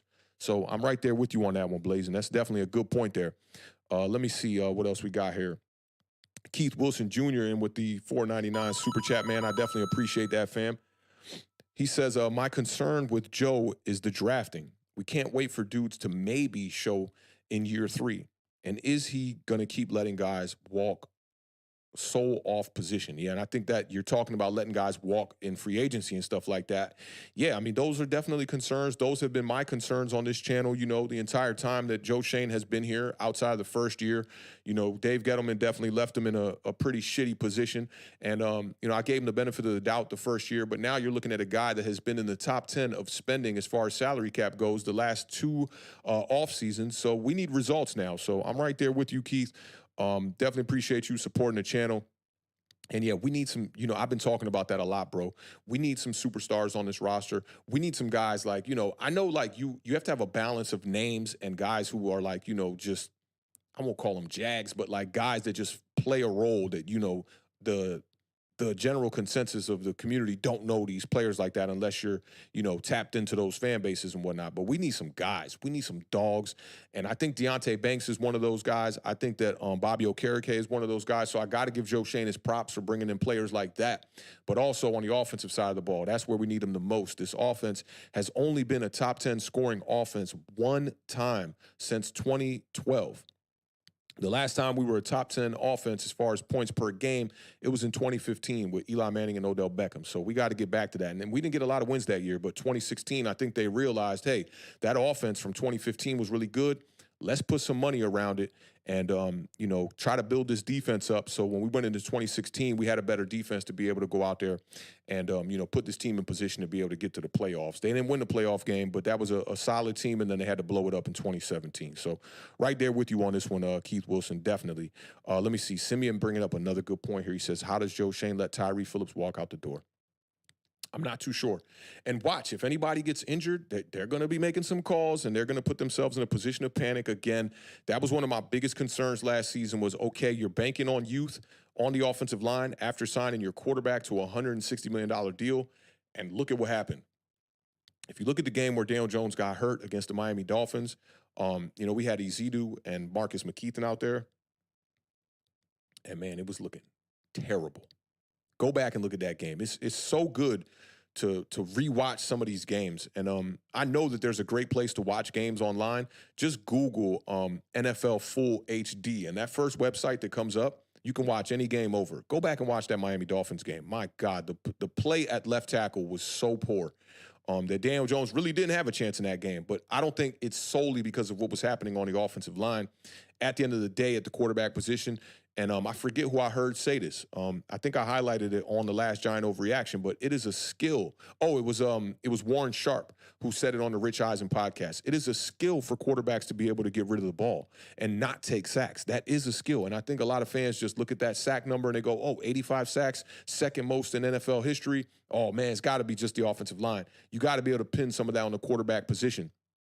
And when you look at the sacks credited towards the quarterback having some fault on PFF, 20% of them came from Daniel Jones. And just to go over some of the pressure statistics and some of that stuff, real quickly before we move on to the next Giant Overreaction, a lot of fans will say, but we had a historically bad offensive line. And check out some of these numbers here. So Pro Football Reference had Daniel Jones pressured on 30.5% of his dropbacks. Tyrod Taylor pressured on 22.8%. So that's 8% more pressures on Daniel Jones. But don't forget that 20% of them were on Daniel Jones, only 12% on Tyrod Taylor. PFF has Daniel Jones pressured on 45.5% of his dropbacks, and Tyrod Taylor pressured on 38.8% of his dropbacks. And the reason why I give y'all both of those numbers is so that you can see two different outlets had the numbers very similar, within 5 to 8% of, the amount of pressures per quarterback. Now, the percentage of pressures turned into sacks, this is the biggest number for me. Daniel Jones, the percentage of pressures turned into sacks, 31.6. Tyrod Taylor, 19.5. So when you hear Warren Sharp talk about it is a skill to not take sacks, that's exactly what he is talking about right there. Daniel Jones was sacked 30 times last year. Tyrod Taylor sacked 17 times. And Tyrod Taylor took the most dropbacks of all the quarterbacks on the New York Giants roster. So that's where I'm at with it. And I think the numbers don't lie. And when you use your eyes don't lie either. So definitely wanted to share those PFF and those Pro Football Reference numbers with y'all before we move on to this next topic. Weavin says, hot take, our defensive line is overrated and we easily get ran on. 2 speed edge rushers is not a recipe for success, and we only have 1 good nose tackle. Bro, you are preaching to the choir, and I appreciate it. Anybody who's been watching the streams here in the offseason knows that this has been one of my concerns ever since my homie Antonio from BT Giants brought this to my attention. Like, what 2-speed edge rushers have had massive success in the NFL? There aren't many. There really are not many. You got to go back and look at those Dwight Freeney era Indianapolis Colts.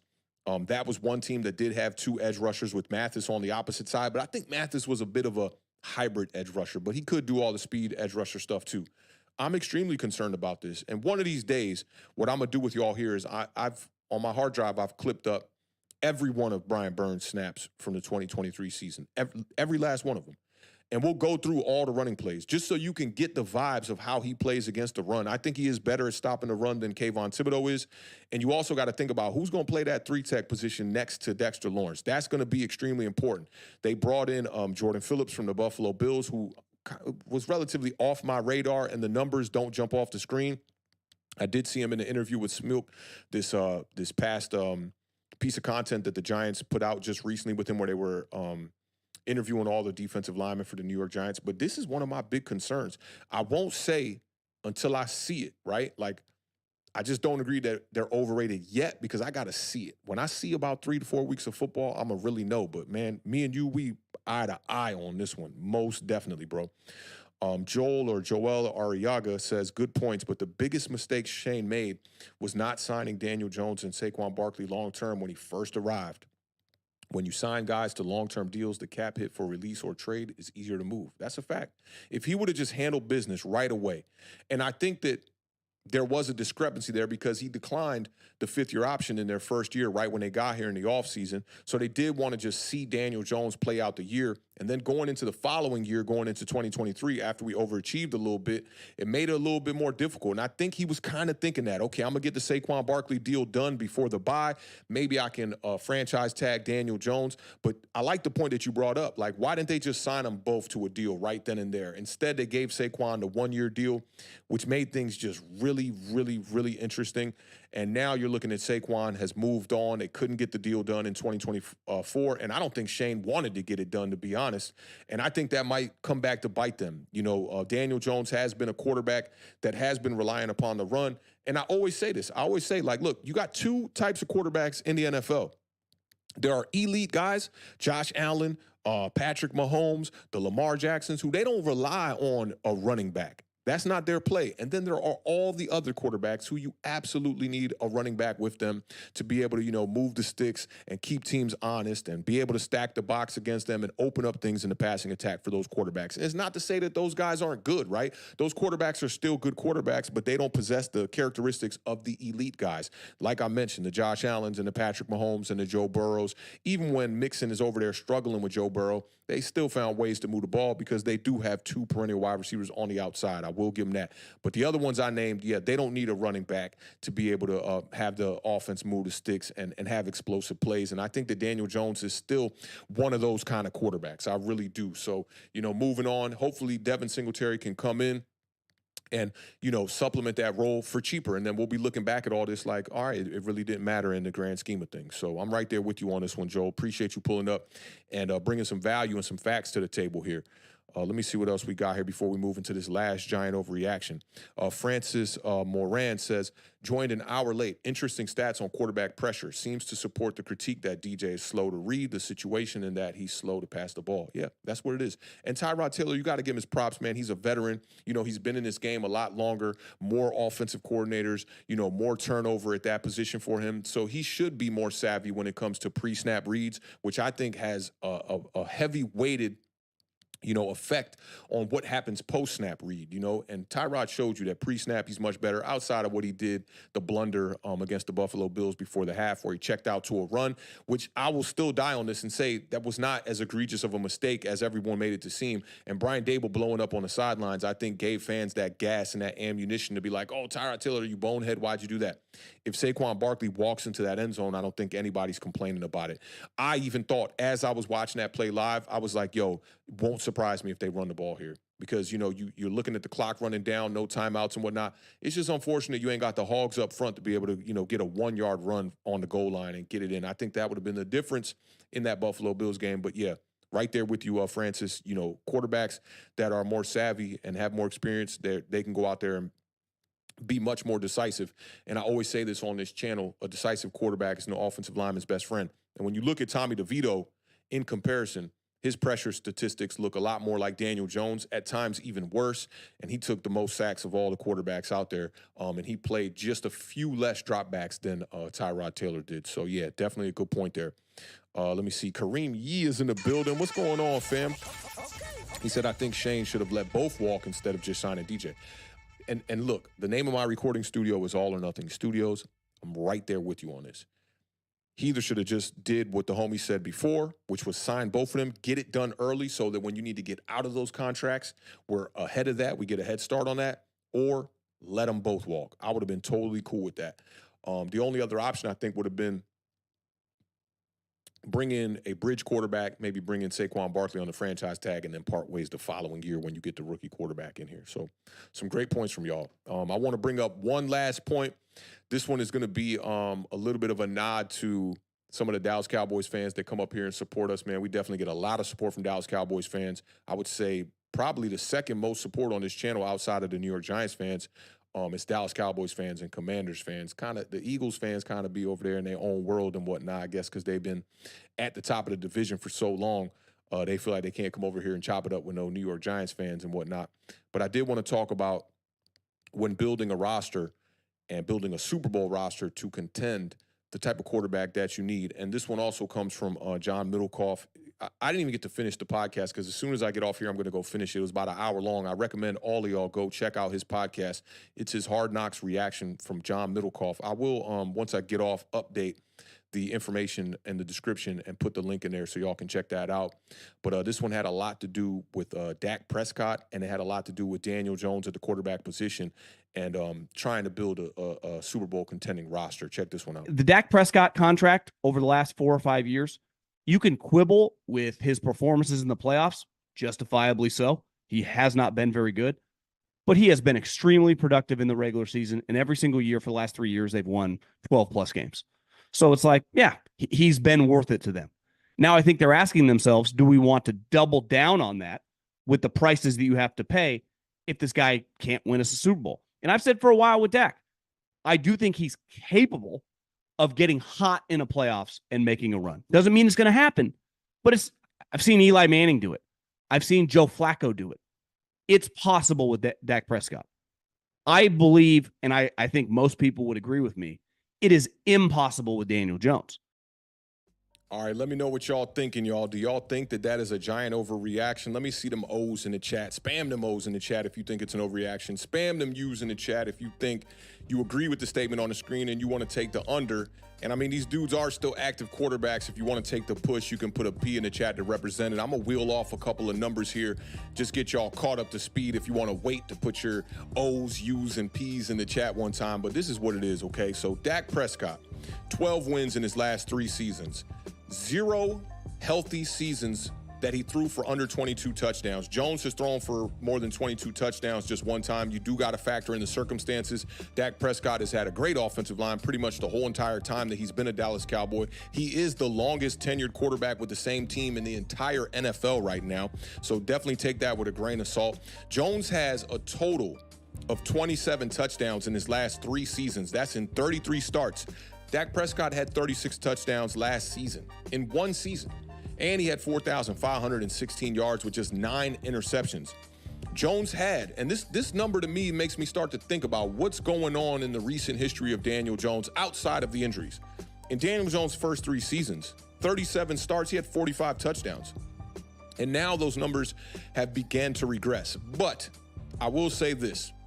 And shout out to my homie Melly. We was talking about this in the spaces one time, and he was telling me how much, he would rather take a guy like Dak Prescott over Tua with the Miami Dolphins and whatnot, because Dak Prescott has been a quarterback that can come back when he's down a couple of victories. And I went and I started doing a little bit of digging into some numbers here, okay? The Cowboys' record in 2023 was 0-6 when they did not have a defensive turnover. And Dak is 0-3 against the upper echelon of quarterbacks in the NFL when we're talking about Josh Allen and Patrick Mahomes. And he has lost every one of those games by double digits. Dak Prescott faced a 2-score deficit 5 times in 2023. At Arizona, at San Fran, at Philly, at Buffalo, at Miami. And if you pay attention to football, you know that he lost all 5 of those games. And he had the worst passer rating and touchdown to interception ratio in the entire league when the Dallas Cowboys were trailing. To compare him to one of the better quarterbacks in the NFC East, Jalen Hurts has led 7 double-digit comebacks since 2021. Shout out to the homie at Joe_Pez for a lot of these numbers, man. He was like, he made a whole thread about why Jalen Hurts is better than Dak Prescott at the quarterback position. I think I'll save that overreaction for another day because I still think Dak Prescott is one of the upper echelon quarterbacks in the NFC. But that's some pretty interesting numbers. Now, as far as, you know, the statement on the screen about is it possible to get to a Super Bowl with Dak Prescott, I love that he brought up Eli Manning in the clip. I thought that was, you know, just amazing to bring up guys like Eli Manning. That was a, you know, two-time Super Bowl winner and a two-time Super Bowl MVP. The last time the New York Giants won the division was with Eli Manning at quarterback in 2011. And we haven't seen that kind of quarterback play really since. And I love that he brought that up, those quarterbacks that, you know, you could kind of look at like as an anomaly, the Flaccos, the Nick Foles, you know, with the Philadelphia Eagles, but they're few and far between. Most of the time, you got top 10 type of quarterbacks that are going out there and winning the Super Bowl. But as far as Dak Prescott, if he got hot in the playoffs and, you know, got rid of the turnovers, I do think that you could make a run with Dak Prescott and get to the Super Bowl. Now, at the beginning of the season, I picked the Dallas Cowboys to be the Super Bowl representatives for the NFC at the beginning of the 2023 season. And everything looked like it was going right for the Dallas Cowboys throughout the year. And even with losing Trayvon Diggs, their number one cornerback, they still found ways to be able to have their defense play top-notch football. Deron Bland with the pick sixes and breaking the record, and Stephon Gilmore out there on the other island playing great at that cornerback position. That defense was the identity of that team the entire year. And I had somebody say this to me in a conversation on social media recently, like, look, if you take Dak Prescott and you take CeeDee Lamb out of the Dallas Cowboys offense, they ain't got nothing. And I do agree with that. You got an offensive line. I give you that. But when you look at all the other skill positions, tight end, wide receiver 2, 3, 4 down the line, running back now with Ezekiel Elliott at the running back position leading that room, the Dallas Cowboys offense don't scare me. You know, it scares the New York Giants because we just have not been a good team. I'm with that. Now, when it comes to Daniel Jones, can I say that it's impossible to win a Super Bowl with Daniel Jones? I'm critical of Daniel Jones, but I won't say it's impossible. Maybe in New York. So for me, I'm going to take the push on this one, but I am leaning a little bit more towards agreeing with this statement and taking the under on this one because Daniel Jones has really not shown any characteristics of being elite, where Dak Prescott has. Not in the playoffs, but in the regular season, Dak Prescott has shown you 3 straight years that he can win over 12 games. Dak Prescott is a walking 4,000 yards when he is healthy as well, and he's definitely going to get you around that 25 touchdown mark. And to put up over 30, to be one of, I believe, 4 quarterbacks to get over 30 touchdowns this past season is an amazing feat. He was in MVP conversations and talks throughout the entire year. And honestly, with the way those numbers look, 36 touchdowns, 9 interceptions, 4,000 yards, 4,500 yards, one could argue that Dak Prescott could have been the regular season MVP over Lamar Jackson. One could argue the same thing for Josh Allen, who put up some fantastic numbers as well. But let me see what y'all talking here and see how y'all feeling about this last overreaction before we get y'all up out of here. I'm going to try to, we at the hour 30 mark, so we definitely get y'all out of here within 15 minutes. I want the replay value on this one to be good so people can just listen to it on a car ride and whatnot. No Mets, no Nets, no Jets says it's an overreaction. It's possible, but how probable? It's the probability, not possibility. So I do think that to get to a Super Bowl with Dak Prescott, it could happen. And it honestly, it should have happened. But I think that the window's kind of closing here and the contract is coming to an end. And I don't know if Jerry Jones is going to go out here and pay Dak Prescott that top tier kind of money, you know, after this season. They're going to have to figure out, is Dak Prescott the guy that can get them over the hump? Because they've been there year in and year out, and when they get to the playoffs, they tend to fail. Mac, the Giants fan, says he's taking the under for sure. Jones hasn't shown nearly enough, and I think that's what's going to make this a little bit difficult is it's a two-part type of overreaction here. Can Dak Prescott get to a Super Bowl? Can Daniel Jones get to a Super Bowl? Can one of them do it? Can none of them do it? I think that's what makes it a little bit difficult here and why we get these two statements from Mac, the Giants fan, and no Mets, no Nets, no Jets. Shout out to Mac. Y'all go subscribe to his YouTube channel as well, man. He's doing big things over there for the New York Giants. Harrison Bryan says it's an overreaction. I'm not a DJ sympathizer. Ooh, I like that. You know how they be like DJ haters? DJ sympathizer is a good one. But I think he can get on a hot streak if he gets comfortable behind that line and sees himself playing some good ball. I like that take. I like that take right there. And, yo, my screen is like so small. I can't even tell if it's saying weaving or maybe it's welving. I can't tell if that's an L or an I from here. But nonetheless, the homie says he's taking the under on this one. But Dak ain't winning anyway, so it doesn't matter. I like that one right there, man. Big shout out to the fan. You got to let me know if I'm saying that. I think it's Welvin. I think it's Welvin. My eyes kind of, these old 41-year-old eyes just focused in a little bit, and I think I can see it a little better. I think it says Welvin. You're going to have to let me know, fam. Kareem Yee says he's taking the under. For DJ to get us to a Super Bowl would require more resources than we have now, and that's not mentioning his historically inconsistent play. Facts, y'all already know about the inconsistent play. I bring it up damn near every episode. 39 straight regular season games. Daniel Jones has not had back-to-back games with at least 2 passing touchdowns. I don't care what the roster is. When you're putting up 15 passing touchdowns in a year, it's not a good look. Even in the 90s, that wasn't a good look. So I'm right there with you on this one, Kareem Yee. Let me see. Hyphen Wade is in the building. What's going on, fam? Hope all is well with you. Hyphen says, taking the under. They had some pretty good defenses and decent enough play to get them by. Dak could definitely get to the big game. Daniel has never shown us that, and I think it might be too late. Yep, that's my take right there. Like, just well said. That is exactly how I would have said it right there. Big shout out to you for that. No Mets, no Nets, no Jets says, but with Dak, even if he moves on from Dallas, would he ever have a better team than the teams that he had in Dallas? I think that's possible. Like, could you imagine if Dak Prescott went to, like, the Minnesota Vikings? Now, the defense is not as good over there, but look at those weapons. Imagine Dak Prescott playing with Aaron Jones, Justin Jefferson, and Jordan Addison, and T.J. Hawkinson. Holy moly. I mean, my God, that would be, yeah. Or even if you brought him into another situation that, you know, has a team that's on the up and up that might have to part ways with their quarterback, maybe the Los Angeles Rams or something. Maybe Matthew Stafford gets hurt and retires or something like that. I think Dak could go out there and put up better numbers with that. And then you also got to think about offensive coaching, coordinators, and philosophy. You know, if you were to get with a guy, imagine if Dak Prescott went to Miami. Imagine if he was down there with Mike McDaniel, Odell Beckham, Tyreek Hill, Jalen Waddle, Raheem Mostert, and Devin Achane. Like, bro, I think they could easily at least get to contending with Patrick Mahomes, pending that #1 seed if they could get home field advantage and not have to play in some terrible weather. But, yeah, I do think there are a couple of circumstances where you could see Dak Prescott with a better team. I think that a lot of the people in the NFC East, we look at the circumstances around the Dallas Cowboys as if that team is a little bit better than it really was. They lacked a true slot wide receiver last year. I thought that Brandon Cooks was a nice little upgrade to pair with CeeDee Lamb, but like I just said earlier, if you take away CeeDee Lamb and you take away Dak Prescott from that Dallas Cowboys offense, and let's say you supplemented what we've had at wide receiver, like you put Daniel Jones and Darius Slayton over there, they would be absolute trash on offense. So, yeah, I think Dak could possibly get into a better situation. Francis Moran says, it's an overreaction because we're comparing apples to oranges. Granted, the probability is not great, but we'll know for certain after a few games. Improbable, not impossible. I like the last line. I'm right there with you.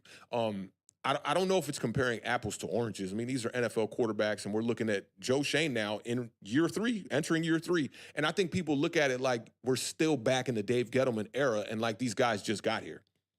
I can't fault Daniel Jones for what's wrong with the roster, but I can fault the front office for sure. Simeon said Jones would have to be on an amazing defensive team to sniff a chance. I'm right there with you. I think like the 49ers would be his best likelihood to maybe try to get to a Super Bowl, but they seem to have the quarterback position pretty shored up over there. My man Sebastian's in the building. He says he's taking the under. Jones wasn't a winner at Duke and hasn't won unless he has star power around him. That's one of the things that I think a lot of fans overlook because most people who watch the NFL don't watch a lot of college ball, so their perception is kind of skewed. You do have to look at these guys and how they have won on different levels. You could date it all the way back to high school, going through college and all of that. And Daniel Jones was never a winner on really any level. You know, especially at Duke, they did not win a lot of games. And his last game at Duke, he definitely did not fare well. So when you see a guy come in like that and you see, you know, he starts to get pressure and the offensive line is, you know, in shambles and things like that, and you wonder why that quarterback kind of collapses under the pressure, I think it has a lot to do with that, like not being a winner on all levels.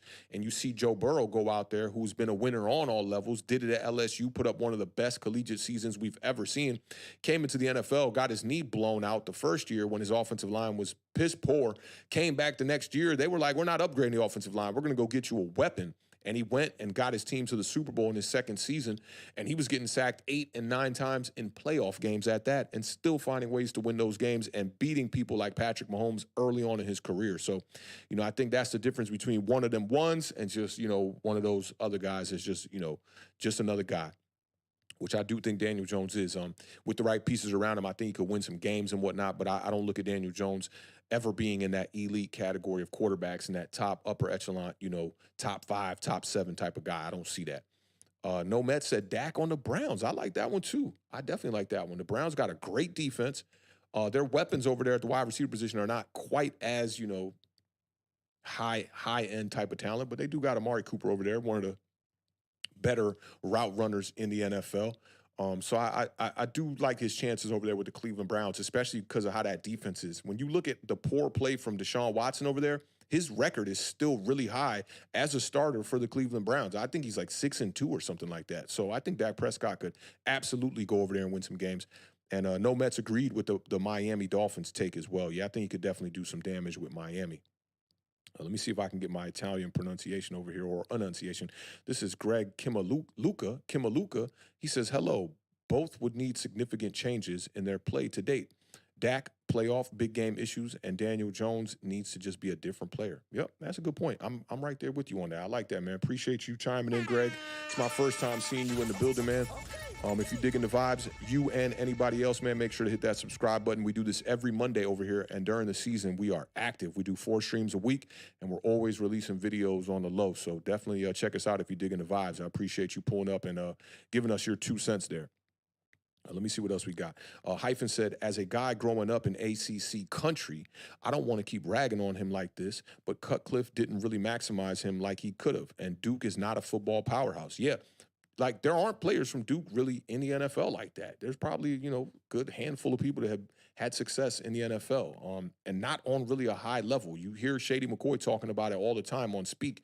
He's just like, this guy's from Duke. Why would you draft a guy from Duke at the 6th overall position? And in hindsight, he's definitely correct on that.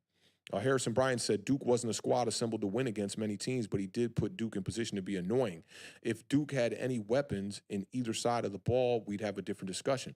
I don't know how different that discussion would be, Harrison. When I scouted Daniel Jones coming out of Duke, I thought he did some things well. I liked the deep ball. I thought he was a physical type of quarterback that could handle pressure in the pocket pretty decent, at least on the collegiate level. And I had him at equal value as Dwayne Haskins. I got the nod that the New York Giants were going to draft Daniel Jones early. There was some leaked stuff that came out in the media and whatnot. And at the time, I would say I was a little bit more gullible around that time, so I just believed it. I'm like, man, the Giants are probably going to get Daniel Jones. I thought it was going to be with the later pick, which I think was like pick 17, I believe, that year. And they ended up flip-flopping it. They got Daniel Jones first with the 6th pick, and then they got Dexter Lawrence with the later one. But I don't know how different that story would be. But, yeah, there were, what I did see on his tape that I will agree with you on is there was a ton of drops on his tape. But to me, drops don't hold me back from assessing a quarterback, because if I see my quarterback roll out, I'll give you a great example. Brock Purdy in the playoffs last year, there was a play where the game was kind of out of reach. They were already winning and whatnot, and this dude just did some magnificent magic in the pocket to find a way to bail out. He rolled left, then he rolled all the way right, all the way to the far sideline. He was damn near stepping out of bounds and put a dart. It reminded me of the throw in the Super Bowl to Santonio Holmes. It was in the back of the end zone on the far right side, and Brandon Ayuk just completely dropped the ball. And they had already had the game won, but Brandon Ayuk ran off to the sidelines, and you could tell he was extremely pissed off about dropping that ball. And it made me look at Brandon Ayuk a little bit differently. Like when people were talking about trying to trade for Brandon Ayuk and stuff, and I was kind of like, pump the brakes. There was this one play. I know I shouldn't be looking at it like that, but I do think that those kind of things don't stop you from assessing the quarterback when you see drops, and there was a ton of them. Daniel Jones didn't have much wide receiver talent at Duke, if any, to be honest. And John is agreeing with that. Yeah, definitely. And there's been bad luck. I agree with you. Offensive line situation, all those things play a role. If Brock Purdy was thrusted into, the New York Giants situation when he was first drafted, we might be looking at him as a different quarterback, because we did get to see Brock Purdy without his weapons in the middle of the season when they went up against the Ravens and when they went up against the Browns, and Brock Purdy definitely struggled. But Brock Purdy is still a boy. It's crazy, man. He's only 24 years old, and just seeing the images of him on the new receiver show, he's just such a young dude, man. You see him in the locker room, and it looks like a kid around adults, when he's standing next to George Kittle and Deebo Samuel and all these other dudes, man. So he's got a lot of time to even build his stock even higher and become one of them ones and become an elite quarterback in this league. I'm rooting for Brock Purdy. I really am, man. Mr. Irrelevant, bro, and this dude is playing football like a top 5 guy in the NFL. I love stories like that. And honestly, I wish that, Daniel Jones could be one of those guys. Simeon Toko says Sonny Jurgensen is the top NFL player from Duke. Yeah, and Jurgensen was a damn dog. Triple OG, way before my time, but definitely was a dog. I think Jurgensen was in the NFC East with 2 teams as well, too. So that's definitely a good point. Pete says, like I must be the only fan who is sick and tired of nothing but Daniel Jones bitching. It's all the content we see or hear anymore. Give it a rest for the love of God. So this is what I say. You are in control of what you get to see on your YouTube, on any one of your social media platforms. So maybe low-key, you kind of like it. You know what it reminds me of? It's like, when I was younger, I remember dudes, like when they wanted to holler at a girl and whatnot, they'd be mean to her and try to get her to just talk to them and whatnot. If you don't like seeing people bash on Daniel Jones, then you should not be looking at Giants content, because this is the fact. He has not played good football. And at the end of the day, the Giants have not put the weapons around him to be able to make him succeed. Don't point the finger at the content creators. Point the finger at the organization for the lack of draft capital that they have spent in putting these weapons around Daniel Jones, the failed projects that they have, attempted to be able to put people around him to make him be the quarterback that they think he could be. If you have faith in Daniel Jones, continue to have faith in Daniel Jones. I'm not up here to try to change nobody's opinion, and best believe it's not bitching. It is assessing. If Daniel Jones was playing great football, you can ask everybody in this chat.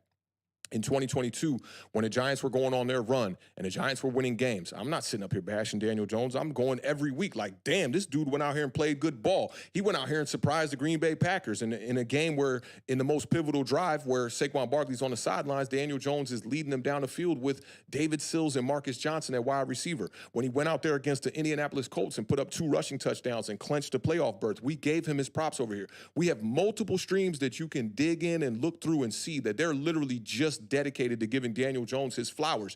If you want to go back and relive the history, you can go ahead and do that. But if the quarterback is going out there and he's playing bad football, my guy, you cannot expect people to come up here and give you roses. Now, there are content creators that are out there that will give you that they play the game like a mascot, and no matter what goes down, they're going to say, oh, we got a shot this year. Daniel Jones is the guy. It's the offensive line. It's the weapons. It's everything around him. Go seek those guys out. But for me, look, I got to come up here and keep it funky with these people, okay? I got to tell them how I really feel about how I think it is and assess it with at least a realistic eye, not a pessimistic eye.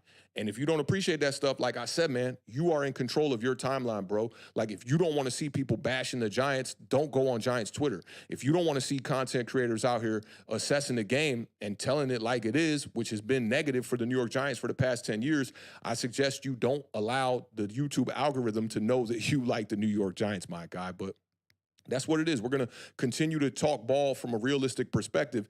And I like that Simeon says this, I don't shake pom-poms, but there are people that do. So go seek those guys out. There are a ton of content creators that I know that no matter what goes wrong with the New York Giants, they're always going to say, hey, man, we got a shot. And it's not the quarterback's fault. It's everybody else's fault.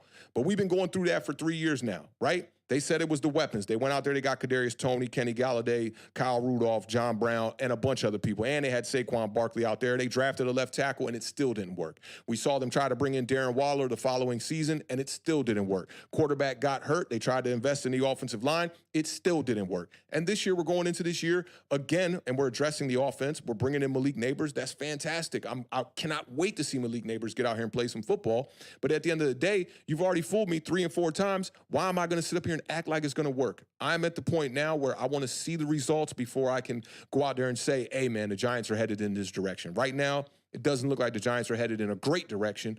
I'm okay with a lot of these moves, but we also got to be able to point the finger at what's going on. And if you don't like that, don't talk ball. That's how I look at it. Like, I don't understand why people come on the internet to talk ball about a bad team if you don't want to hear people talk about a bad team. That's just really what it is. But shout out to everybody who's been rocking with me. Y'all know what it is. When Daniel Jones plays good, when he won that Vikings game, I came up here and I said, hey, maybe we do got the franchise quarterback. And then you saw it the following week just go to shits against the Philadelphia Eagles, and it is what it is. And again, I'll remind y'all, man, 39 straight games without having back-to-back games with multiple passing touchdowns. That goes to show you the biggest problem with Daniel Jones as the quarterback for the New York Giants.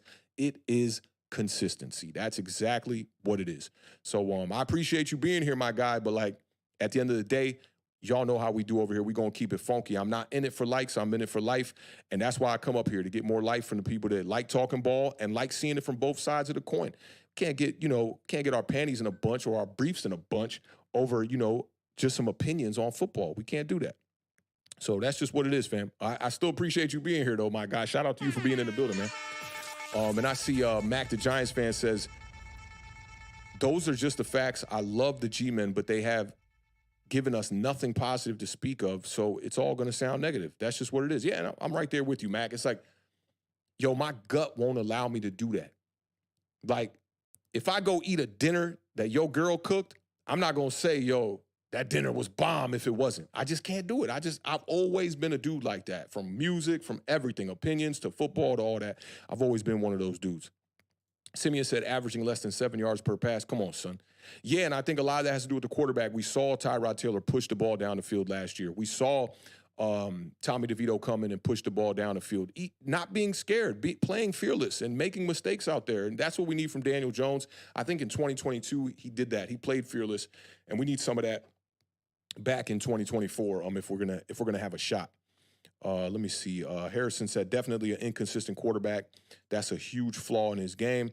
Jetpack Jeff is in the building. What's going on, Jetpack Jeff? We about to wrap this thing up, man, but I appreciate you pulling up, man. Hope you can rewind and watch the replay of this one, man. I think it was a really good one. At the beginning, at the top of the show, some good topics we talked about. Joe Schoen and is he the guy? We also talked about some clips coming off of the Volume Sports from John Middlecoff, and we talked about Dak Prescott. Is Dak Prescott, a Super Bowl quarterback? Can Daniel Jones be a Super Bowl quarterback as well? It's been a really entertaining type of show here, man. It's flown by. We're already 2 hours in here. I said I was going to end it at 45. We got to end it at the 2 hour mark. Let me see. Shout out to Pete. Pete says, Awthentik, I follow you, and I do like 99% of your content. All I said was if people look at the content out there, all we see is DJ bashing, and you say I shouldn't watch Giants vids, LOL, WTF. Yeah, so, go find the content that's not bashing Daniel Jones, because I got to disagree with you on that. To me, from what I see from my perspective, the national media has a lot of content where they're assessing Daniel Jones for who he is.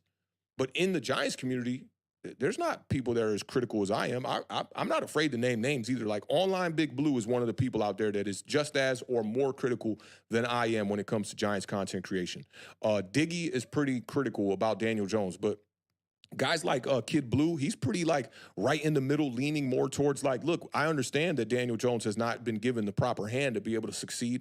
We know about guys like Cop Bizzle, Entertainer Talking Sports, Bad Dog, who's been a little bit in the middle, but I will say Entertainer and Cop Bizzle are going to give you the positive vibes on the content, and there's plenty of people out here, bro, that are just they're going to give you great all positivity, all vibes, even if the way that the guys have played on the field has been negative. So I just suggest to seek them out because for me, I'm not trying to build a brand over here that's just do whatever I got to do at all costs to bring in people to subscribe and like this channel and share my videos and all that. I'm really just up here to just share my opinions on it and do it at a high level. That's my vibes here. You always welcome, Pete, to come share your opinions, but I'm going to tell you when I feel like you're not assessing it with a keen eye. And I think that when you look around Giants Twitter, just look at all the videos that people have made that have thousands, I'm talking thousands of views, bro, where it's the headline is the NFL didn't see the Giants doing this. And then it's a finger pointing down to y'all know them shits, man, where it's dude with the face all big, outlined in white,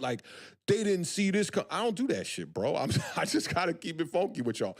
I just don't do that. Now, it's all over YouTube. We cannot sit up here and act like that kind of content is not here and not getting a lot of traction. Let's just keep it funky and call a spade, my guy. But again, Pete, you already know. Welcome here. All opinions are welcome here. But just know we put them on the table, man. We take opinions and we put them on the table and we assess them. And it ain't never nothing personal. It's never nothing personal until somebody make it personal. And you ain't never going to get that from me. You already know what it is. Let me see what else we got. Oh, we got tons of comments just came in here, man. Diet Ghost says, yeah, that was a rant out of nowhere. The context was taken out of what Pete was saying. Maybe it was. If it was, I apologize on that. But look, at the end of the day, I'm just assessing what he said. if you're gonna tell me that that content's not here, 99% is come on, man. Y'all know, y'all watch these content creators and y'all know what it is, the glazing and the glossing that ends up happening for the New York Giants, because they know that stuff's gonna drive clicks and whatnot. And I don't fault them for it. Some people look at this YouTube thing as like a career. I look at it as a hobby that, at the end of the day is kind of like morphing into a bit of a career. But I'm just here to talk ball, bro. That's all it is, and assess it for how I think it is. And I always tell people, like, disagree with the opinion. Don't take it to the person. And I don't think that the homie Pete was doing that, but like you do see that a lot on social media. And if that was taken out of context, then that's my bad on it. But I'm just reading what he says. I don't really think it was taken out of context at all to kind of direct that and say, like, we're not bashing Daniel Jones, bro. And I always go back to this Floyd Mayweather clip. I wish I had it right here. Floyd Mayweather, somebody accused him of being a hater, and he was like, hating on what? What are we hating on Daniel Jones? Because where I come from, I don't know how y'all morph this like hating thing and like bashing or whatever. Where I come from, hating is like this. The Jordan Bred 4s came out and homie got them, and he got in line and he got them at the store, but all my homies couldn't get them. And we all sit over here going, man, them Jordans ain't all that, when they really are. That's what hating is where I come from. Where my culture come from, when we talk about hating, it's like, yo, dude came out the crib, he fresh as hell, and he got on the dopest outfit, and we all went out looking a little bit raggedy, and we be like, man, that outfit ain't shit. That's hating. So when it comes to Daniel Jones, like, what are we hating on? A playoff victory? A playoff clinching game against the Indianapolis Colts?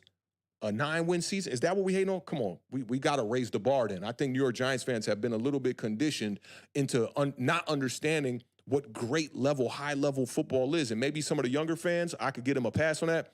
But for the OGs that are around my age, I can't give you a pass, because we know what real New York Giants football truly looks like. Harrison Bryant says, the way people talk about Jerry Jones cursing the Cowboys is the way I look at John Mara. He's crippled us for the past decade. I got no disagreement there. It was good to see on the Hard Knocks that, he's relinquishing some of the power, whether it be for the right decisions or not. We're going to find out in the future. But I can't disagree with you there. Like, John Mara has definitely, been in the middle of a lot of these decisions and some of the negative direction that the New York Giants franchise has gone in. And you can look at the Jerry Reese era and look at the Accorsi eras and look at, all the eras before that. And they found ways to win around what was happening in the front office. And I'm holding Dable and Joe Schoen accountable on that, as men, to be able to go out here and make the right decisions, whether or not John Mara thinks they're right or wrong. Go out here and make the right decisions and put the New York Giants back in position to win.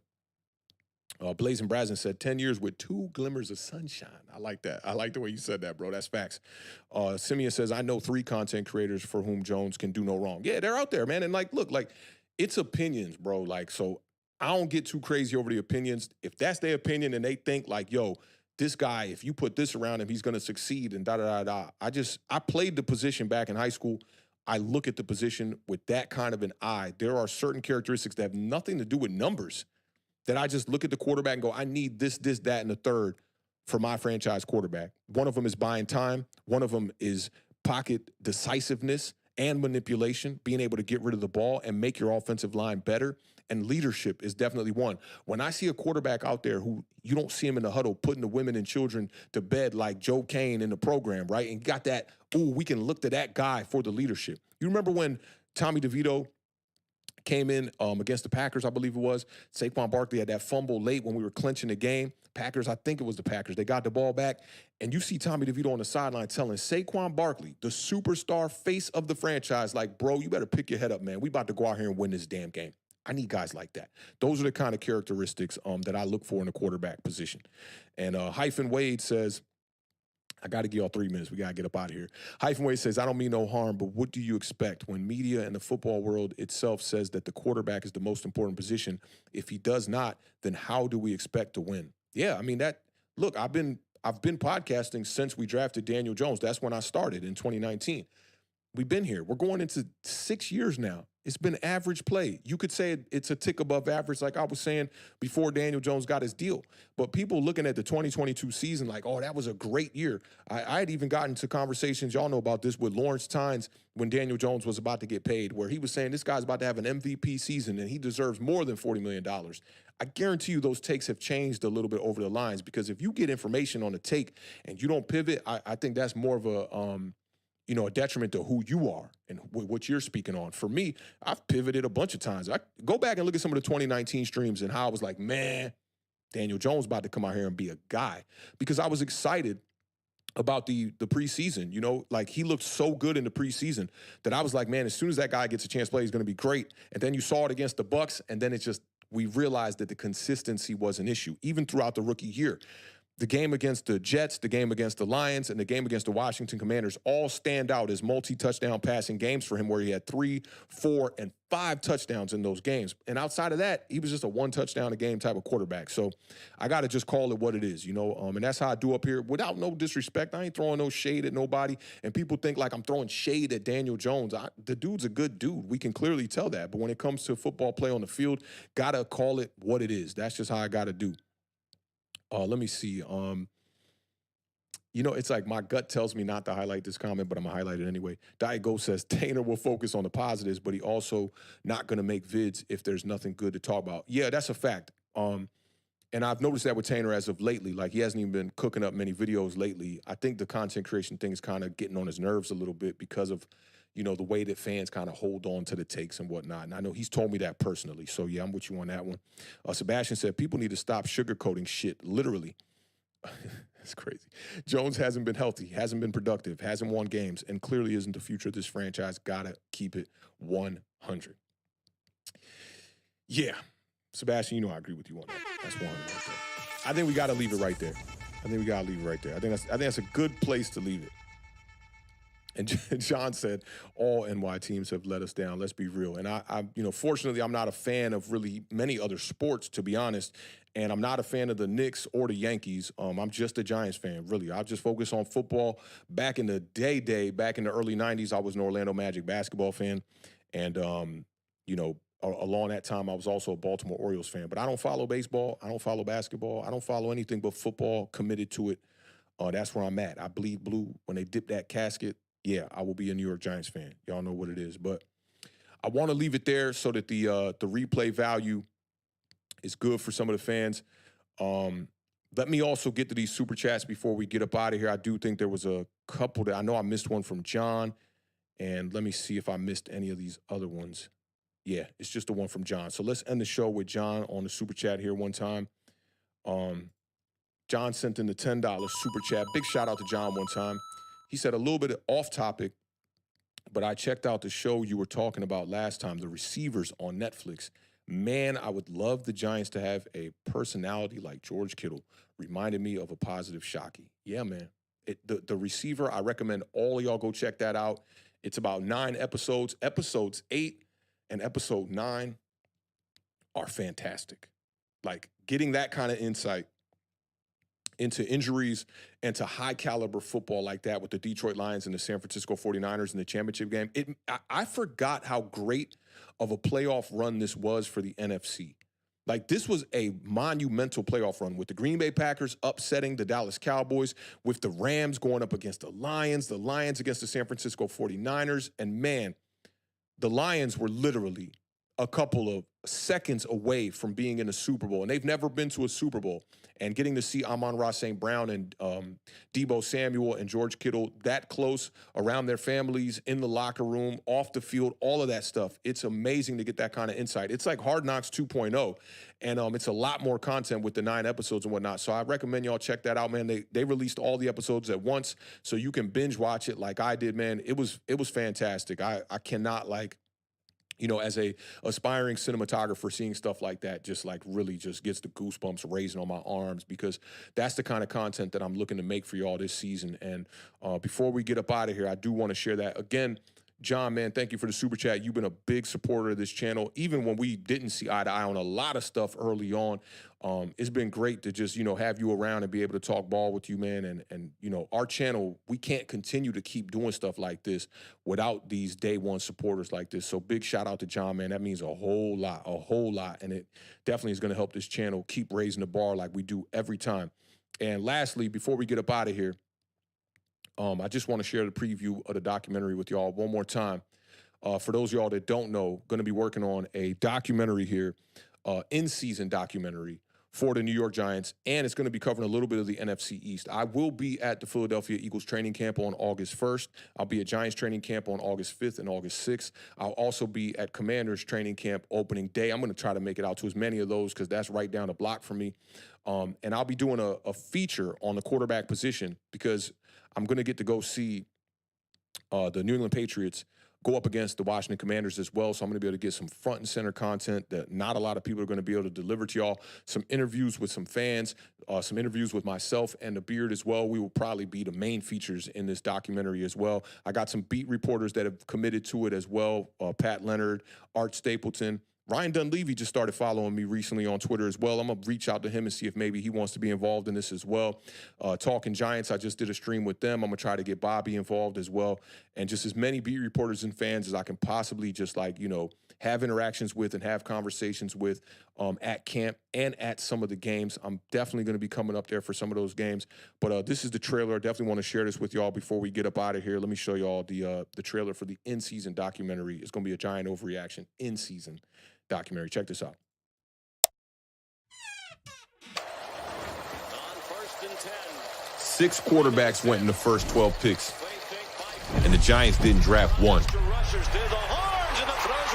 Ain't that a bitch? Maybe I'm overthinking it, but I keep asking myself, when are we going to get back to competing? How the did we even get here? You better watch your mouth. Starting route to MetLife Stadium. Well, the 2024 season is around the corner, so I'm gassing up the whip, taking my camera and hitting the road all season to bring you the most original, whatever you want to call this that we do on YouTube. We'll talk to all the fans, and we'll do it in real time.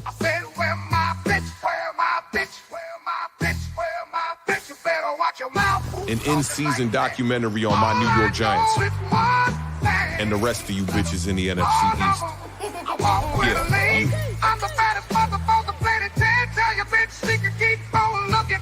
I'm cold motherfucker, got game for your hole. I ain't scared if your man start tripping. I said, where my bitch, where my bitch, where my... All right, y'all. So that is the trailer for the in-season documentary, man. Definitely keep your eyes peeled throughout the season.